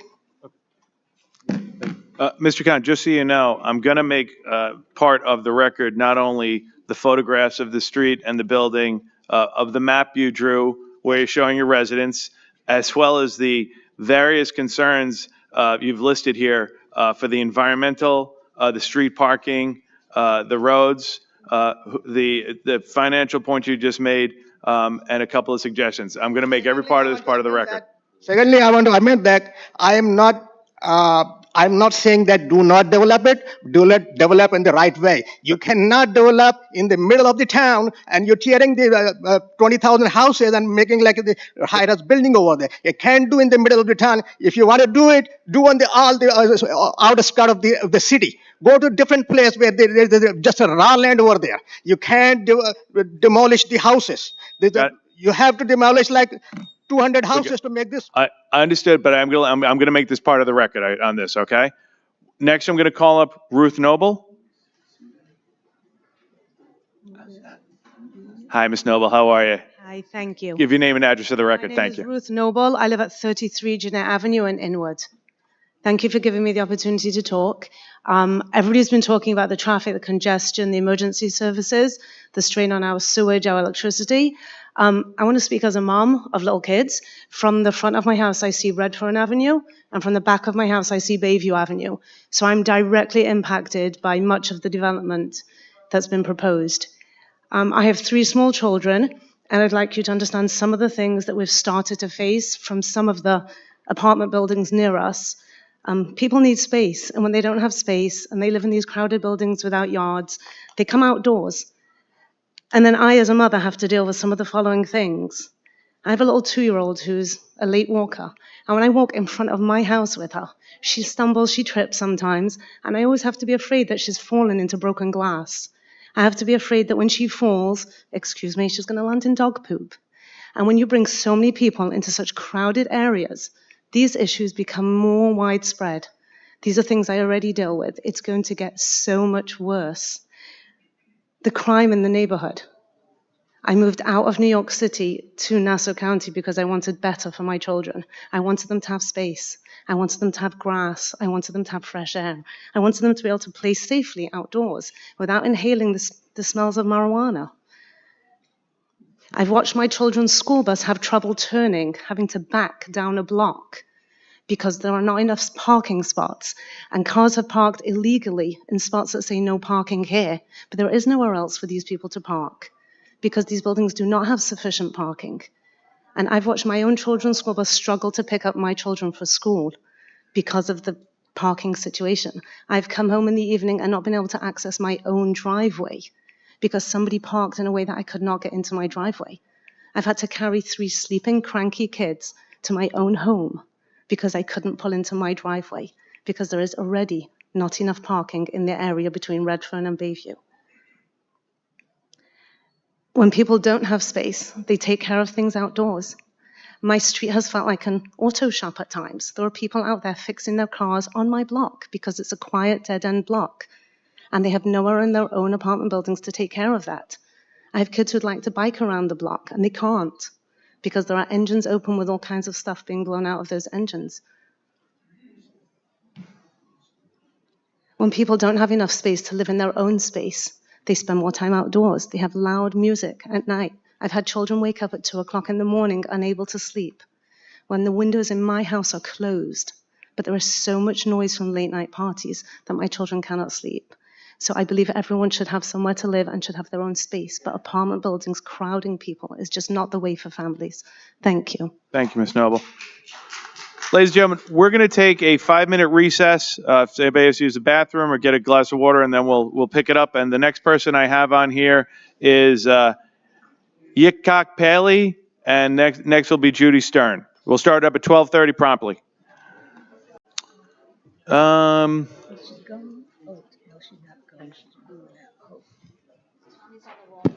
Daisy Salmon?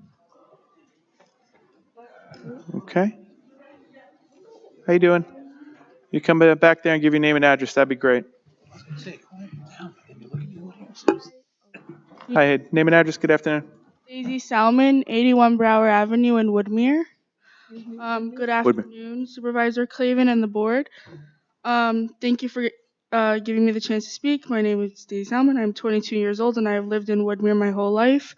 Over the years, I've seen many changes in the area, and it's becoming harder to get around. I go to university upstate, and every time I come home, the area is even more congested. And as a young adult here, I see that housing is available, but we need to rethink this development. It affects all of us, and we can't let it proceed as planned. We need to start over and find a better solution. Thank you. Thank you very much, young lady. We appreciate you coming down here today. Next, I'm going to call up, he might have been here when he called before, Derek Stein. Hi, how you doing? If you give your name and address for the record, Mr. Stein. Hi, good afternoon. Derek Stein. I'm from 256 Evergreen Avenue, Central Islip. So obviously I'm not local to this area, but, you know, hearing through a lot of the constituents who've spoken today, you know, I think we've had 40 plus speakers talk about the issues with this development, with the traffic and other concerns. It's all relevant. It's all important. And it's all important that that be taken into consideration. And we also do have a housing crisis as a representative of the Long Island Housing Coalition. You know, we do have to look at that problem too. And so I think the solution here is that we have to look at this and go back to the drawing board. I think we have to move forward with housing in other parts of the community, in other parts of the town that might be more open to it, that might be more supportive of affordable housing. And the way we also do that, though, is to make sure that the currently proposed 316 unit development moves forward. It has, I believe, 20% affordable for 60% AMI.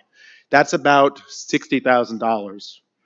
And so, you know, for folks earning that wage, people who are just starting out as teachers, first-year teachers, first-year nurses, that is really important that they have housing available. Those are the people who will be able to move into larger houses in Lawrence Village, in Inwood, and be able to really keep the community going. They'll be the future first responders. And so our position is just that, again, we keep our eyes focused on the future. We don't disregard transit-oriented development as a whole, but we do look at it where it would be, where the community is more supportive, where there is an option for it, and where we can really get the best bang for our buck. And we've seen that in other communities in Nassau and Suffolk counties. By me, we've had Patchogue be very successful with that. We've had Farmingdale be very successful with transit-oriented development. And so there is an opportunity here, and there are examples of this being done on Long Island, right? So again, I just thank you for your time, Supervisor, as well as members of the town board, and hope that we can continue to have this discussion moving forward into the future. Thank you. Okay. Thank you very much. We appreciate it. Next, I have Kevin Kelly. Yeah, Hi, Mr. Kelly. If you just give your name and address. Thank you. I live at 87 Daytona Street in Atlantic Beach, New York. So even though that's not technically one of the 5 towns, I come through the 5 towns a great deal. I lease the Long Island Railroad station in Inwood probably 3 or 4 days a week in both directions. I get there by bicycle. I don't own a car because I completely agree with everybody who's spoken about how horrible the congestion is in the 5 towns. It's getting worse and worse. So I wrote an op-ed piece for the Herald newspapers this past week in support of transit-oriented development. Maybe some of you saw that. I hope so. I wish that people had been here earlier, was still here. Well, let me thank the board, too, for doing this and for having the patience to stick around to listen to all the constituents' opinion on this. So my own view is that transit-oriented development is essential for the well-being of not just the 5 towns, but all of Long Island, of the United States, and really the world. The reason why the congestion is so bad in the 5 towns is that there is no viable alternate transportation system. There's the Long Island Railroad, which is a very good option, but maybe not going where you want it to go. There's the buses, but the buses are caught in the same traffic as all the private vehicles are caught in. So not much of an alternative there either. I mean, the real problem here is that it can't be solved. It can't be undone. We can't roll back the clock and say we should have developed the 5 towns, all of Long Island, all of Nassau County, differently than we did. We're entirely dependent on automobiles, and it can only get worse. It can't get better as long as that's the development model we have.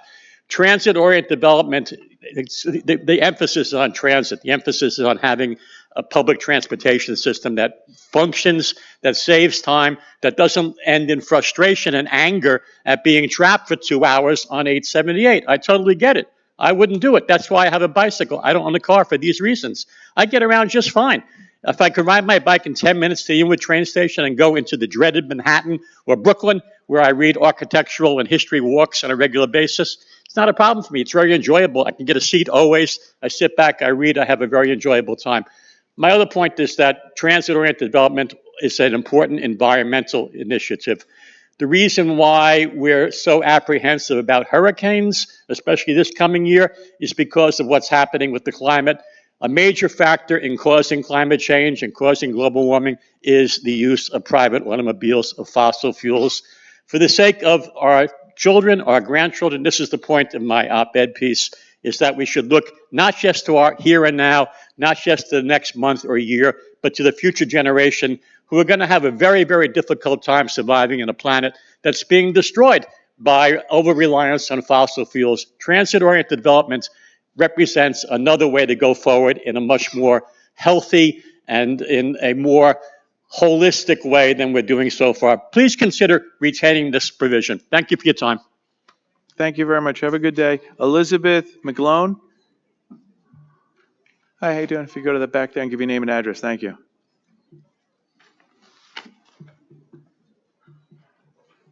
Elizabeth McGlone. I live at 144 Lord Avenue in Inwood. Inwood has been my home my entire life. For 63 years I've lived there. My parents bought their first home there in 1956, and 4 out of my 6 siblings still live in Inwood. It is a community that's always been a very close-knit community. Atlantic Beach, lovely town of single-family homes, and I don't see how the apartment buildings going up on Daytona. So it's nice to live there. But everybody has really spoken very well against this, and I agree with them.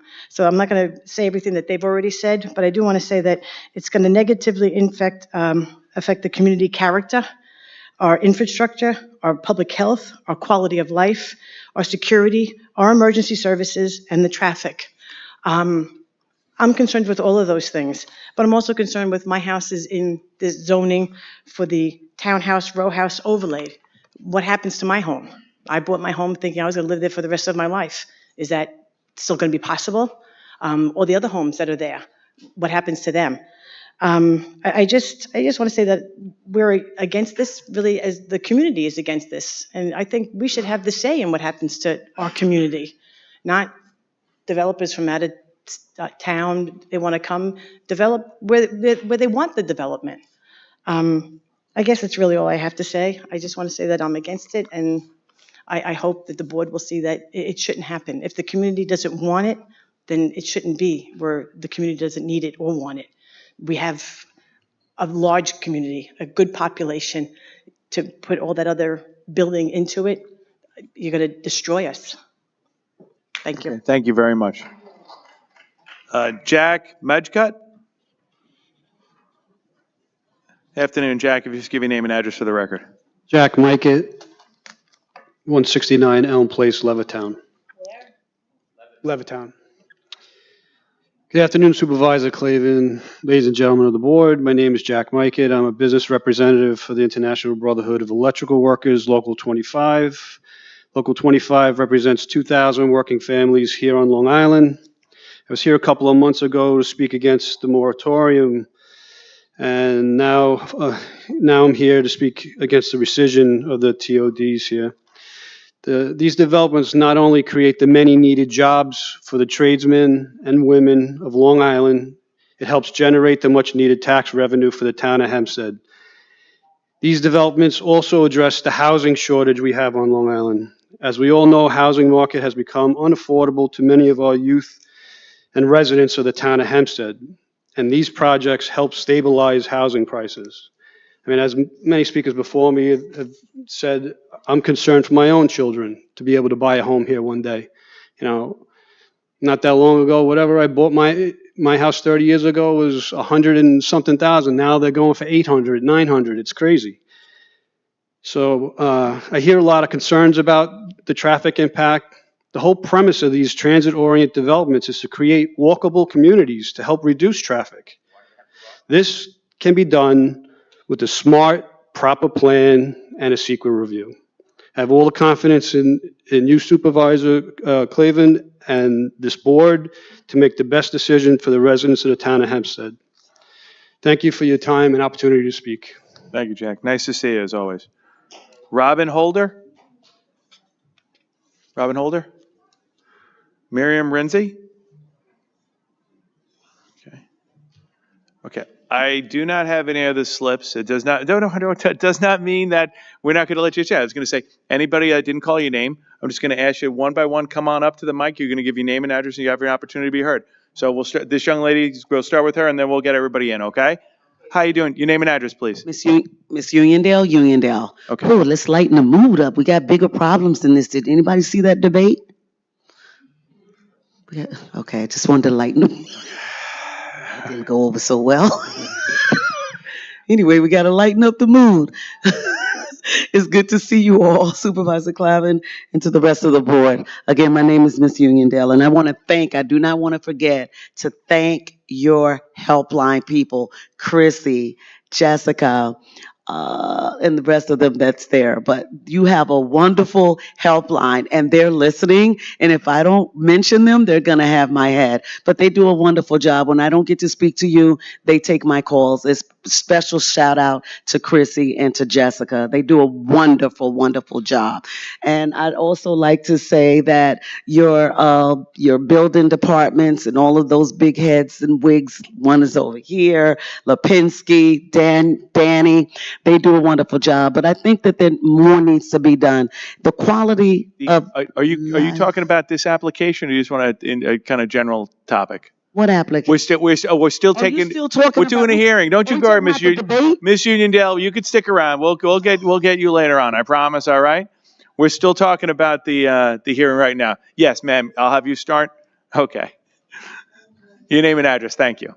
Hi, my name is Trudy Stern. My address is 480 Ocean Avenue in Lawrence.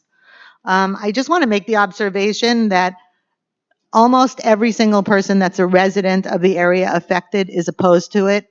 And the people that were in favor are people that are either connected to the developer or I'm not sure why they were here at all. I'm an attorney and I took the day off from work to be here to actually speak about something that affects my family and my world.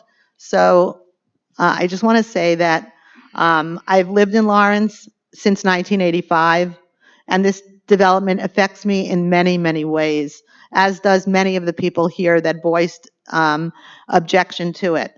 I want to first read from your own materials that you sent out regarding rescission of this zoning, and it was from the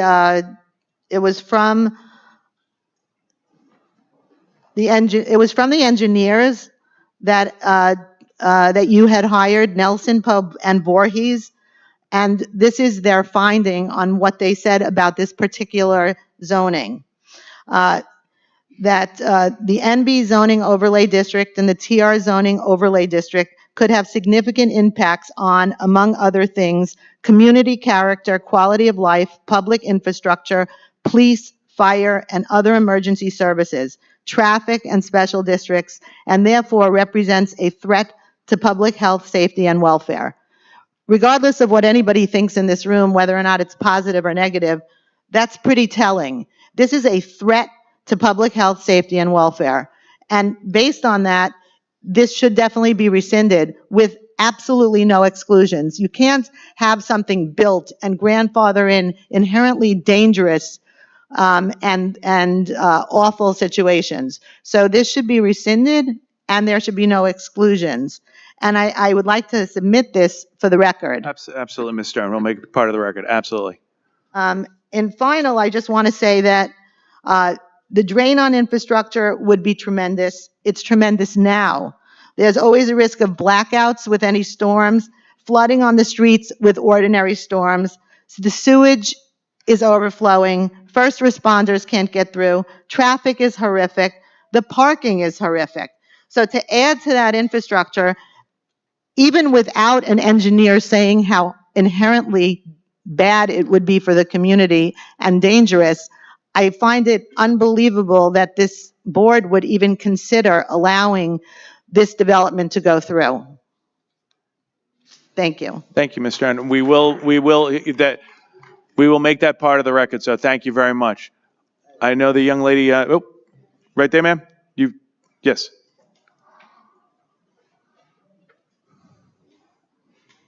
How you doing? If you give your name and address. Good morning. Oh, your afternoon now. Don't jump it there, I actually wrote good afternoon. Good afternoon. My name is Esther Minsky Salmon. I reside at 81 Brower Avenue in Woodmere, New York. I grew up here, and I've seen a big change. Good afternoon, Supervisor Clavin, Mrs. Miller, and to the board, and to the people that came out today. Thank you for listening to us. We want you to please rescind all the zoning and all grandfather projects. I didn't plan on speaking, but I feel I need to correct a few wrong statements that were made.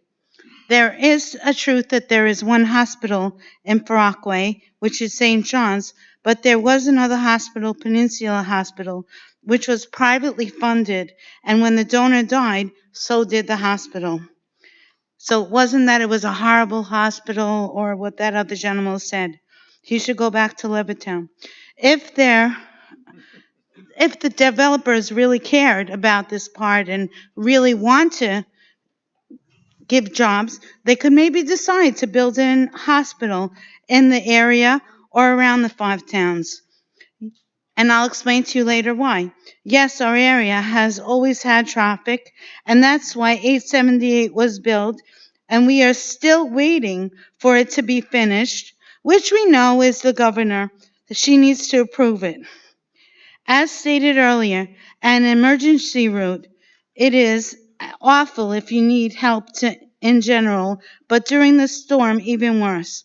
On another note, I had a stroke last year, and I was taken to St. John's Hospital because it was too far to go to Mount Sinai, which was formerly South Nassau. The area is becoming unsafe, and we are very, very, very dealing with a dangerous situation in the face of an emergency, and we are the designated emergency route, which is very important to remember. The gentleman from Atlantic Beach, you come through us if you don't go the other way, if you can't go through the beachways. Has the town of Hempstead tested our evacuation route? Did you check it? Another point is that what this gentleman said. The other point is that the TOD structures doesn't have parking for all the cars that are going to come.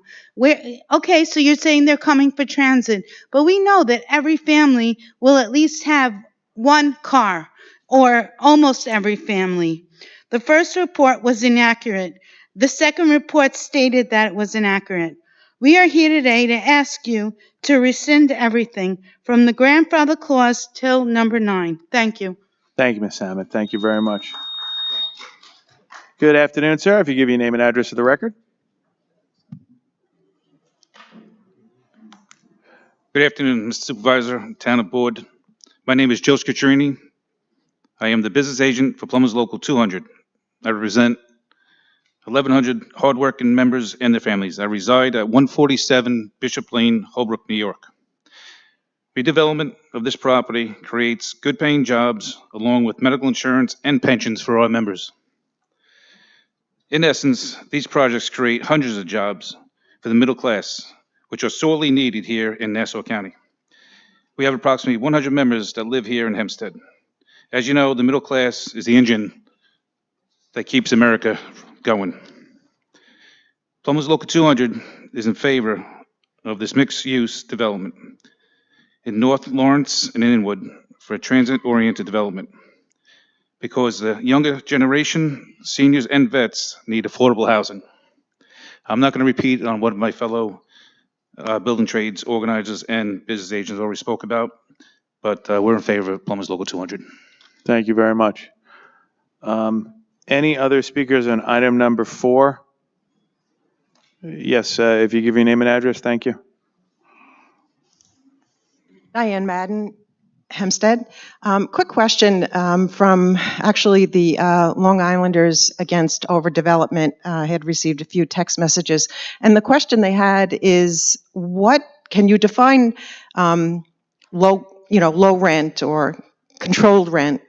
Is that something that it sounds appealing to some people, but is that permanent with the building, or is that temporary? What would that be in this particular development? Steve, can you respond to that? I think the simple answer, Mr. Supervisor, members of the board, would be that that would have to be analyzed and then considered on a case-by-case basis with respect to any potential development that would come forward before the town, not just in this district, but in any district. And we would have to see what a developer would propose, and then how that proposal would relate to the provisions and the requirements of the town code. I do know, for instance, there was affordable housing built in Inwood, and they made a statement at the ribbon cutting that it was permanent. It would not change over time. I think that there are people that are concerned that that will be an appeal for the approval of such a project. But I think it's very important to understand if this is permanent affordable housing, how much that comes out to in rent, or if it's just a temporary offer and this lasts 6 months, a year, or whatever the case may be. So I think that is very important for the board to consider. Thank you. I do not have any other speakers. Is anybody who has not been heard that wishes to be heard on item number 4? Can't come back. No. If you would like any of the reports, feel free to send a communication to the town of Hempstead. If need be, a town attorney is always able to assist in providing documentations with a proper request. If in fact, aside from having your world famous meatballs, if you give your, you stick around for a couple, my chief of staff is not only going to go back there and reminisce with you, he's going to grab your contact information. All right. Listen, I'll leave it alone. With that, I'm going to now ask if there is a motion to be made.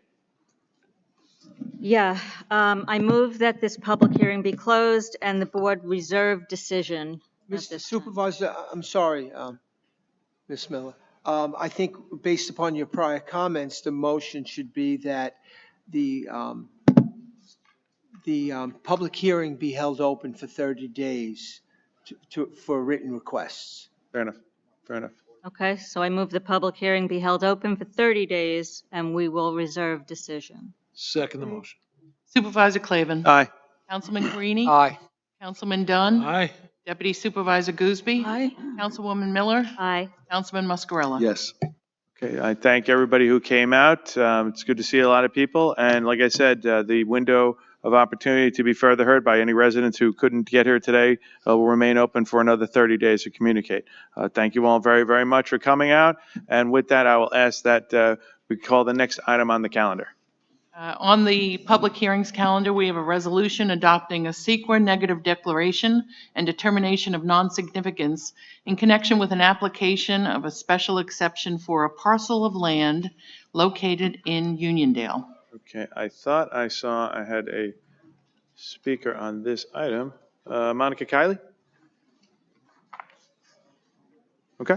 I don't have any other slips. Does anybody else wish to be heard on this item on the calendar? Okay. If you please come up and give your name and address, that would be wonderful. Not gonna happen. Mita J. Mariday, resident of the town of Hempstead. Just need to get some clarification with regard to this overall property. I know there were some residents that had some concerns if this was, whenever they hear SEQR and Uniondale, everything, the conversation comes up about the casino, but I just want to get some information with regard to the decision on this particular property. If someone can speak to that.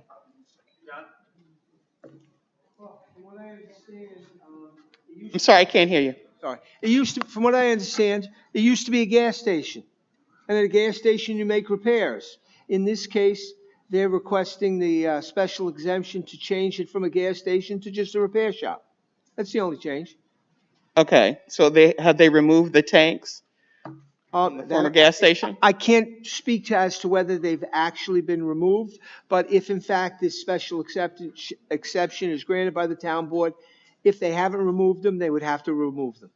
And is that a way that could possibly be put on the record, just in case for any type of environmental concerns? Living in an area where you have enough sinkholes and stinkholes, to know that people live near a facility, whether it becomes a repair shop and it still has gas tanks that can cause a problem if they should in fact collapse? I don't think it's a requirement of the resolution, but Ms. Meriday, if you wait around, and I know you always do, and you give me your number, I'll follow up on it, up with you by the end of the day to let you know. Okay, thank you. Thank you very much. Anybody else wish to be heard on this item? If not, may I please have a motion? I second the motion. So Council, the Deputy Supervisor moved item number 6, and it was seconded by Councilman Dunn. Thank you. Supervisor Clavin? Aye. Councilman Carini? Aye. Councilman Dunn? Aye. Deputy Supervisor Gooseby? Councilwoman Miller? Aye.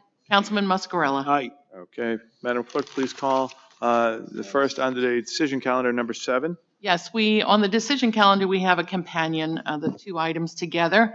It's an application of Front Street Mufflers, Tires, and Auto Repair Incorporated for a special exception change of use from a gasoline station to an auto repair public garage and to maintain the current use as an auto repair. This is in Uniondale. And also a resolution accepting declaration of restrictive covenants in connection with the application of Front Street Mufflers, Tires, and Auto Repair Incorporated for a special exception, change of use from a gasoline station to an auto repair public garage, and to maintain the current use as an auto repair. Again, that's in Uniondale. Okay, can I have a motion on item 7 and companion number 8 on the decision calendar? I second them both. Supervisor Clavin. Oh, did anybody speak? Big Dennis Oh, seconded. yeah, this Yep. is decision. Excuse me. Supervisor Clavin. Aye. Councilman Carini. Aye. Councilman Dunn. Aye. Deputy Supervisor Gooseby. Councilwoman Miller. Aye. Councilman Muscarella. Aye. Okay, Madam Clerk, please call the administrative calendar. Yes, on the administrative calendar, we have items 9 through 34. Any member of the board wish to hear the administrative calendar? I have one slip in the administrative calendar. I have Janice Whalen. Hi, if you just come up to the mic there and give your name and address, Ms. Whalen, thank you. The attorney for the applicant. My office is 23 Green Street, Huntington, New York. I'm appearing before the board only if you have any questions. The only reason we came back is because we closed a curb cut on Uniondale Avenue, so we tried to make the application better. Okay, thank you, Ms. Whalen. Thank you. All right, I do not have any slips on the administrative calendar. Does anybody wish to be heard in the administrative calendar? Sure, if you go to the back there and give your name and address, that'd be great.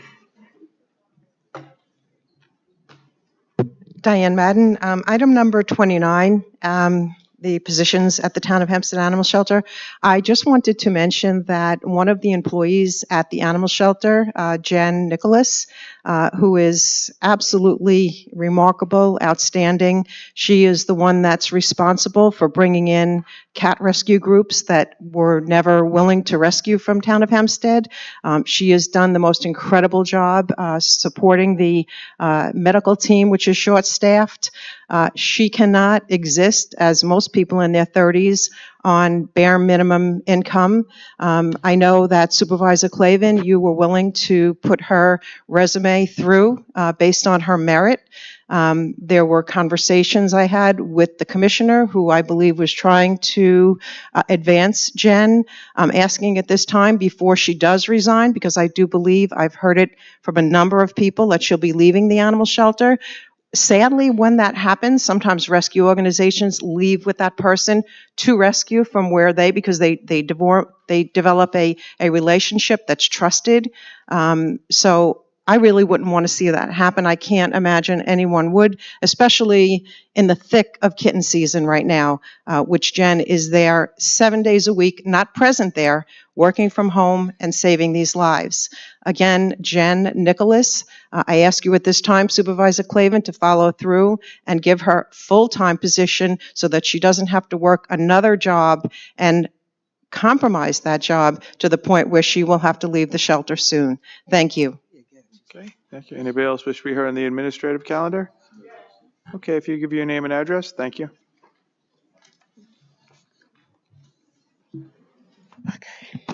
Meta J. Maraday, number 18, 23, 26. Danny, that's going to be you, maybe, or my engineering commissioner. I see him too. While they're coming, I want to make sure that I always recognize your public safety representatives. And again, as a 9/11 first responder, I'm always about the safety of the public and those who take the time, often at the loss of income or whatever, to come and speak to represent their interest in their taxes, facilities. They also do a great job. So I want to recognize them as well. You're going to do 20. Good afternoon, Brian Kunzik, Commissioner of Engineering. What's your question with item 18? Okay, so we're removing the existing, It's an outfall pipe. It's for the drainage network. okay, and where exactly is this outfall pipe and, It runs through a bulkhead at that address on the resolution. okay, So if the homeowner redoes their bulkhead, we pay the contractor to offset the cost for the care of the pipe. okay, and because we're having such an increase of, sinkholes and stinkholes in the, Baldwin, Oceanside, et cetera, residents are definitely concerned about any type of work that involves their piping issues. So again, what is being done to reinforce or at least to check on what's happening before somebody, or heaven forbid, loved one kind of falls through? There's nothing at fault with the pipe itself right now. They're redoing their bulkhead. Okay, And we just have an easement with our drainage network running through that. So we just pay the contractor to replace the pipe as he's working on the bulkhead. okay. And the contractor has done work previously in the past, so they, We have an inspector go out once the work is completed to make Mhm. sure everything was done appropriately. okay, and is that contractor a service-disabled veteran, minority? Or They're procured by the actual resident. We don't okay, have any they procure involvement. that resident, so, okay, cool, thank you. Item 23.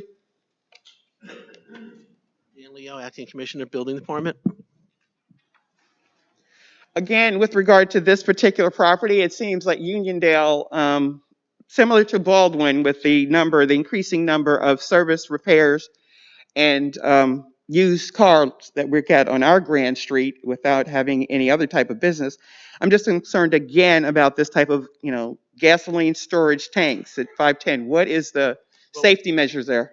You have to go through the Department of DPW, Mm-hmm. and it will be monitored to make sure that they're done safely. And as you know, with a lot of these tanks that go in, they're new fiberglass double wall tanks to avoid any leaks or to avoid any contamination into the soil. Okay, but are these types of storage tank facilities being developed or set up in other locations aside from maybe a Uniondale or Baldwin Absolutely. or Roosevelt? They're throughout Okay, the town. I'd love to get a list of where these other locations are. I'll be happy to do that. Thank you so much. Very briefly, Mr. Leo, these tanks were approved many years ago. This gas station's been there for 70 years. This application is only for a convenience store and cabins. So the tanks were approved years ago. No, but to address our question as far as the safety of the tanks, they're double walled. Yes. Okay, thank you. Appreciate it. And Ms. Maraday, I'd be happy to give you the list. Thank you so much. Thank you. Okay, item 26. And whoever has to speak to that issue, I was just curious as to what is the process to review who provides these policies, and if there's any type of annual review of these policies to see if we can have any cost-saving measures or expansion in terms of changes and policy overall on a state and or federal level. Well, we have a deputy town attorney who monitors these insurance policies on a yearly basis. Quite frankly, on probably a monthly basis, because town's a big place and we have a lot of issues that occur. This is for fire and property damage.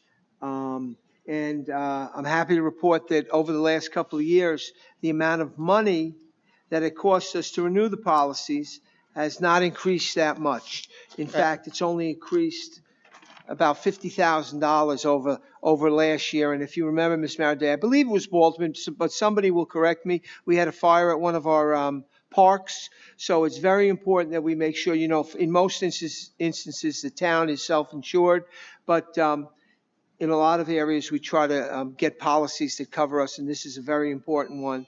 And it was money well spent in 2023, and I suspect that it'll be money well spent in 2024 through 25. Okay, yes, sir. I appreciate the fact that you're being, aggressive with regard to saving money. I'm just concerned, again, as residents, again, from Inwood and other locations speak about flooding. What are we doing in terms of working together with the county to mitigate circumstances that cause flooding as we're getting into an early hurricane season, and it's going to be a prolific one? But is that on the administrative calendar? No, but it's flood insurance. So Well, he answered the question on the insurance. He answered the question on the insurance. Yes, but I wanted to ask about with regard to the flood insurance, what are we doing as far as prevention is my question. Okay, all right. Anybody else wish to be heard that didn't sign in? Okay, can I get Ms. Mariday, please? You've had the 3 minutes. May I please have it? Ms. Mariday, again, may I please have a motion on the administrative calendar? Second motion. Okay. Supervisor Clavin, Aye. Councilman Carini, Yeah, aye. Councilman Dunn, Aye. Deputy Supervisor Gooseby. Aye. Councilwoman Miller, Aye. Councilman Muscarella. Aye. Okay, may I have a motion to adjourn? I move that we adjourn. Second. Supervisor Clavin, Aye. Councilman Carini, Aye. Councilman Dunn, Aye. Deputy Supervisor Gooseby. Aye. Councilwoman Miller, Aye. Councilman Muscarella. Aye. Okay, now that the formal portion of the program is over, the town board will remain to listen to the comments of residents. I don't see a lot of, Ms. Uniondale? Okay. Let's see.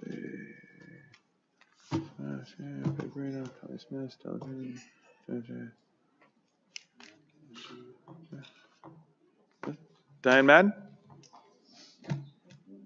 Yes, ma'am. We'll get to you. You come up next. Okay, no worries. I'll give you help in a minute. Your name and address, thank you. Diane Madden, Hempstead. No one knows about it, but I'm sure by now they may. There was a dog that was left on the Southern State Parkway, picked up and brought to the town of Hempstead Animal Shelter with a note. And I believe, according to the foils I'm reading, that you have a brewing problem at the animal shelter in addition to all else. And that is the fact that intake, basically you're operating like a private shelter because intake is what we call cherry picking. And that is just determining which dogs you want to bring in when it comes to owner surrenders. And that is a very, very dangerous policy. And I do believe we're going to see, and we're already seeing it, most dogs are brought in by police, which I think they have very, very important work to do than to be doing the work of animal control officers during the day, and also animal control. So I hope that you'll look into that, and I believe the commissioner was doing that. I'll look forward to following up. With regards to the privatization, I'm going to say again that it's very rare that you'll have an entity that will approach the town in its financial prediction right now, which I believe is negative. And these people are willing to come to the table with money, with resources, veterinarians. I'm not quite sure where that stands right now, but I do believe that the town should be moving forward with reviewing this privatization. I hope that every board member has taken a look at what they have submitted to the town. Quite honestly, I've gotten compliments from people saying, that's great, you advocate for animals, you advocate for dogs, but our town board needs to be comprised of people that advocate for whatever it is, and particularly, I believe it's the animals in this case. I know that you care very much for your own animals. I just ask you to take that same empathy and move it towards the animal shelter. Hire people on merit. Jen, again, is an outstanding worker. It will be a tremendous loss. I am telling you right now, and I try to warn you the best I can, that the numbers for euthanasia will go up if she resigns from that position. That's how many lives she's saving through her contacts.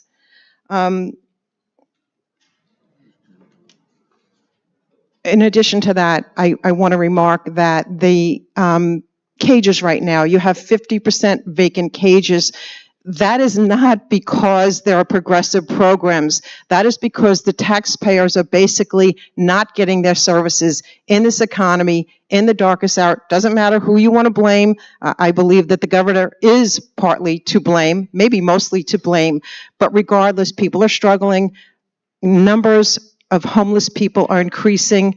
Let's not see dogs tied up to poles and blame the public. Be proactive about it and provide resources. Thank you. Thank you very much. Ma'am, why don't you come up to you right there? They're a newbie. Come on up to the mic there, give your name and address. This is a public comment there. Okay. Good afternoon. My Good name afternoon. is Leslie Tischler, and I live at 65 Parkview Place in Baldwin. Been there for many decades. Thank you very much, Supervisor Clavin and Board. I'm coming with a problem that the town suggested I stop by and discuss with you. Apparently, my next door neighbor put up a special kind of window that melted my vinyl siding. And I contacted the town, and they said there is no current requirement for a permit. It's a special kind of window. It's heat deflecting. And I contacted my insurance company, and I contacted a vinyl siding contractor, and they both agreed that that's what it was. I wasn't sure myself. I asked them, and that's what they found. I'm asking that the town institute a policy where any installation of heat deflecting windows be subject to a permitting policy. That's it. All right. What I'm going to ask you to do is Danny Leo. Right? Oh, he's back there already. Danny's already at top. He's going to take your information and do a little follow up with you. All right. I appreciate the heads up on this one. All right. I have copies of photographs of it. Should I? Great. I tell you, that's the acting commissioner right there. Okay. Thank you very much. Ms. Meriday, did you want to go?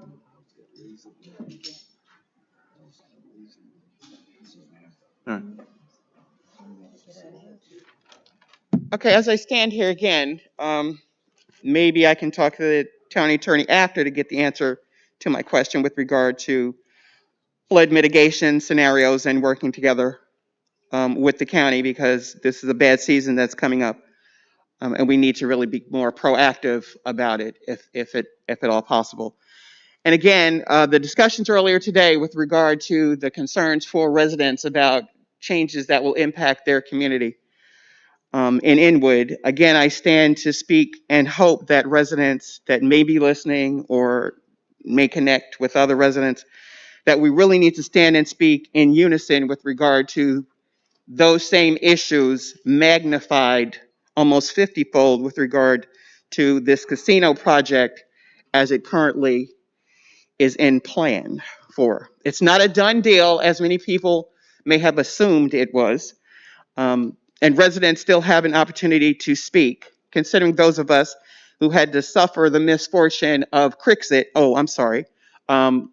cricket match that I'm hearing that the cost in terms of the overtime and the struggles that residents, including many of us that live in Baldwin and Hempstead, having difficulty, as people said, getting to a hospital, the delays getting residents potentially to the medical center and getting around that area will be, again, 50-fold with regard to that construction project that will impact us all, as we may feel that our little hamlet and little neck of the wood is most important aside from the overall scenario. My concerns also with regard to the ongoing lack of diversity in our contracting and in our procurement.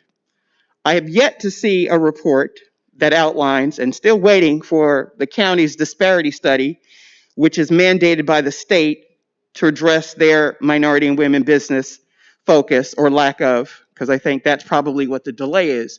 But I've yet to see any report from this township that speaks to any type of inclusion perspective when I'm looking at the news and they're basically trying to discount the work and efforts for those that are trying to provide opportunities, particularly for women of color. And don't get it twisted. You may think that just because an organization like the Fearless Fund may be losing in the appeals court, the battle is not over.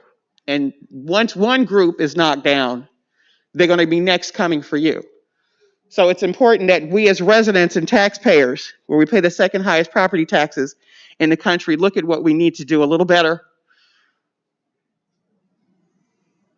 a little more strategically, and I would think a little more friendlier. So lawsuits abound, and we pay enough in lawsuits. Let's try to get it right the first time, and let's work together. Thank you. Anybody else wish to be heard? Sure, we'll go one at a time there. Sir, if you give your name and address for the record, thank you. Good afternoon. My name is Ray Aurora, 3712 Terrapin Place in Seaford. Mr. Supervisor, last time I came, I think it was the last meeting or maybe the one before, I raised a question about my street, and you in fact wrote down my street name and I think passed it on to Councilman Carini. I just want to say thank you, because after that, David Taub and I think Marcy Williams both reached out to me, and they've done a terrific job in terms of communication and arranging for, I guess it's the Department of Highways and the sewer agency to come out and take a look at the street. The work ends up being a little bit more involved than I thought. I thought it was just a repaving job, but my neighbors, who are all engineers, not really, and the town decided that maybe that's a bigger project, and I think that it's going to start. So I want to thank you for that. I also want to thank this board and you, Supervisor, for defending us from some of the insanity that's coming out of Albany and Washington these days. And all of that I say because I can see how town government can be very efficient when they want to be. And so I'd like to echo the words of my friend, Diane Madden, and I urge this board and you, Supervisor, to do everything you can to fix the situation at the animal shelter. I also want to use my remaining time to just mention something that I saw in the news last week having to do with the water situation in the village of Hempstead. And, being from Seaford, I obviously don't live in Hempstead, but in the village. But it's a great concern that once again, we're seeing a situation where we have dirty, polluted water that's going to kill people. And I know this is a county issue and it's a village issue, but, I say this respectfully, but you all know each other. And I think that you should use your office to advocate for the people in the village. They're looking for like 1.6 million to get this going. And I think, if I'm not mistaken, the county received something like 300 million from the CARES Act and is spending like 12 and a half on some stupid commercial for the Gold Coast Book Fair. And he's a friend, or he was a friend, but it doesn't make any sense that we're spending money in the way that we are. And once again, you're seeing a marginalized community, and I never use those words, but marginalized community not getting the attention they need as it relates to the safe drinking water. So thank you again, and I urge you to use your office for both of those two issues. Thank you. Thank you very much. Yes, ma'am. Name and address for the record? Valerie Heffron, Greenville, South Carolina, Animal Advocates. I'm here because we are on the verge of just doing things over and over again and yielding no different results, the definition of insanity. And I want to make the case also for privatization for the animal shelter. What's happening right now is yet another travesty, which was preventable and could have been avoided on behalf of the 4 dogs that were shipped off to Florida and using taxpayer monies to do so. It's not the first time. I've been advocating now for multiple administrations. Supervisor Clavin, you know me. We may not see eye to eye all the time, but I am a true animal lover and I am all about the animals. No one here can deny that. Councilman Muscarella, I also want to thank you for our respectful rapport, and I appreciate your compliment on my intel, because we spend hours, countless hours, and we do it for free. We pointed the dangers of this resolution that was passed last August here. We jumped up and down. We said, this is a problem. You can't just solicit rescues and other organizations and offer to pay them to take animals off your hands. What happens is what's happening right now. You attract the most unscrupulous of people with horrific reputations, and with a simple Google search, if anyone had done that, they would have found Wendy Nassif, the owner of Baloo, a 2-year-old dog that died in 11 days in their board and train, who dropped 31 pounds in 11 days. I'd like that diet. But what I'm trying to say is that this is not the first time. It happened with Road to Home Utica in New York, shut down for animal cruelty and neglect. It happened in Virginia. I'm thankful, town attorney, that you're telling me that you're making these legal efforts to retrieve those dogs. However, what I really would like to know is, are you also going to ask for a refund for the taxpayer money that Hempstead spent for these menaces to society to take your dogs? Well, Ms. Heffron, this is the public comment section. I've seen him comment just last week in response to a question. Okay, Ms. Heffron, You you've look been like you here for wanted a to long time. answer. We're here to listen to the residents, so we're enjoying listening to you. Look, we've been down this road many times, several directors. Right now, your acting director is liking and supporting the comments of the very rescue that you're looking to sue. How does that make sense? This shelter has been a black eye on America's largest township since I can recall. It's time to hand over the reins and privatize it. Okay. Anybody else wish to be heard? If you give your name and address for the record, thank you. Tate Simmons, Point Lookout. So there are a few things that need to be addressed today. Obviously, I'm not an unfamiliar face to you guys. It's been 412 days since my cat Spirit became a victim of the town of Hempstead Animal Shelter and was murdered on your turf. 412 days since Spirit was killed, and not a single lost cat has been posted on the social pages. A designated lost and found coordinator has still not been hired, and there has been no progress with having an on-site vet hired either. You guys in front of me have failed. Is there anyone here from the shelter today? Any staff from the shelter, like present here? Ashley, any board, anyone who's in that shelter? Ms. Simmons, as you know, this is the public. That's fine, but that's a disgrace. If we're gonna look at this animal shelter like a business, someone should be here who's in that shelter every day. Just gonna leave that there. Over $6 million Just so you know, shelter. Ms. Simmons, and I'll interrupt you on this one. Yeah. There has been. I've been here at majority of them. You know what happened to me was wrong, Mr. Clavin, and no one has come forward. So that's a shame. But did you file litigation against the town of Hempstead? Yes. Okay. Just want to Yes, make sure. we did, and we're still waiting to hear back. Okay. The fact that I continue to be ignored via email, only one that's reached out to me was Laura Ryder, who encouraged me to keep going, and I explained to her the things that were going wrong in the shelter. Still no updates. As a over $6 million shelter, how do we not have a working lost and found program? You're telling me no cats have gone through the doors since my cat died last April 16th? That's unheard of. We are failing as a board, and I'm going to say we, because I'm here in front of you. I took off. I'm a 26-year-old. I work in one of the world's largest marketing agencies. I do brand consulting for a living. I'm training for the New York Marathon. I'm planning on going to law school. I don't have time to sit here with you guys. I want it fixed for good, not for fun. I'm here because it needs to be fixed, period.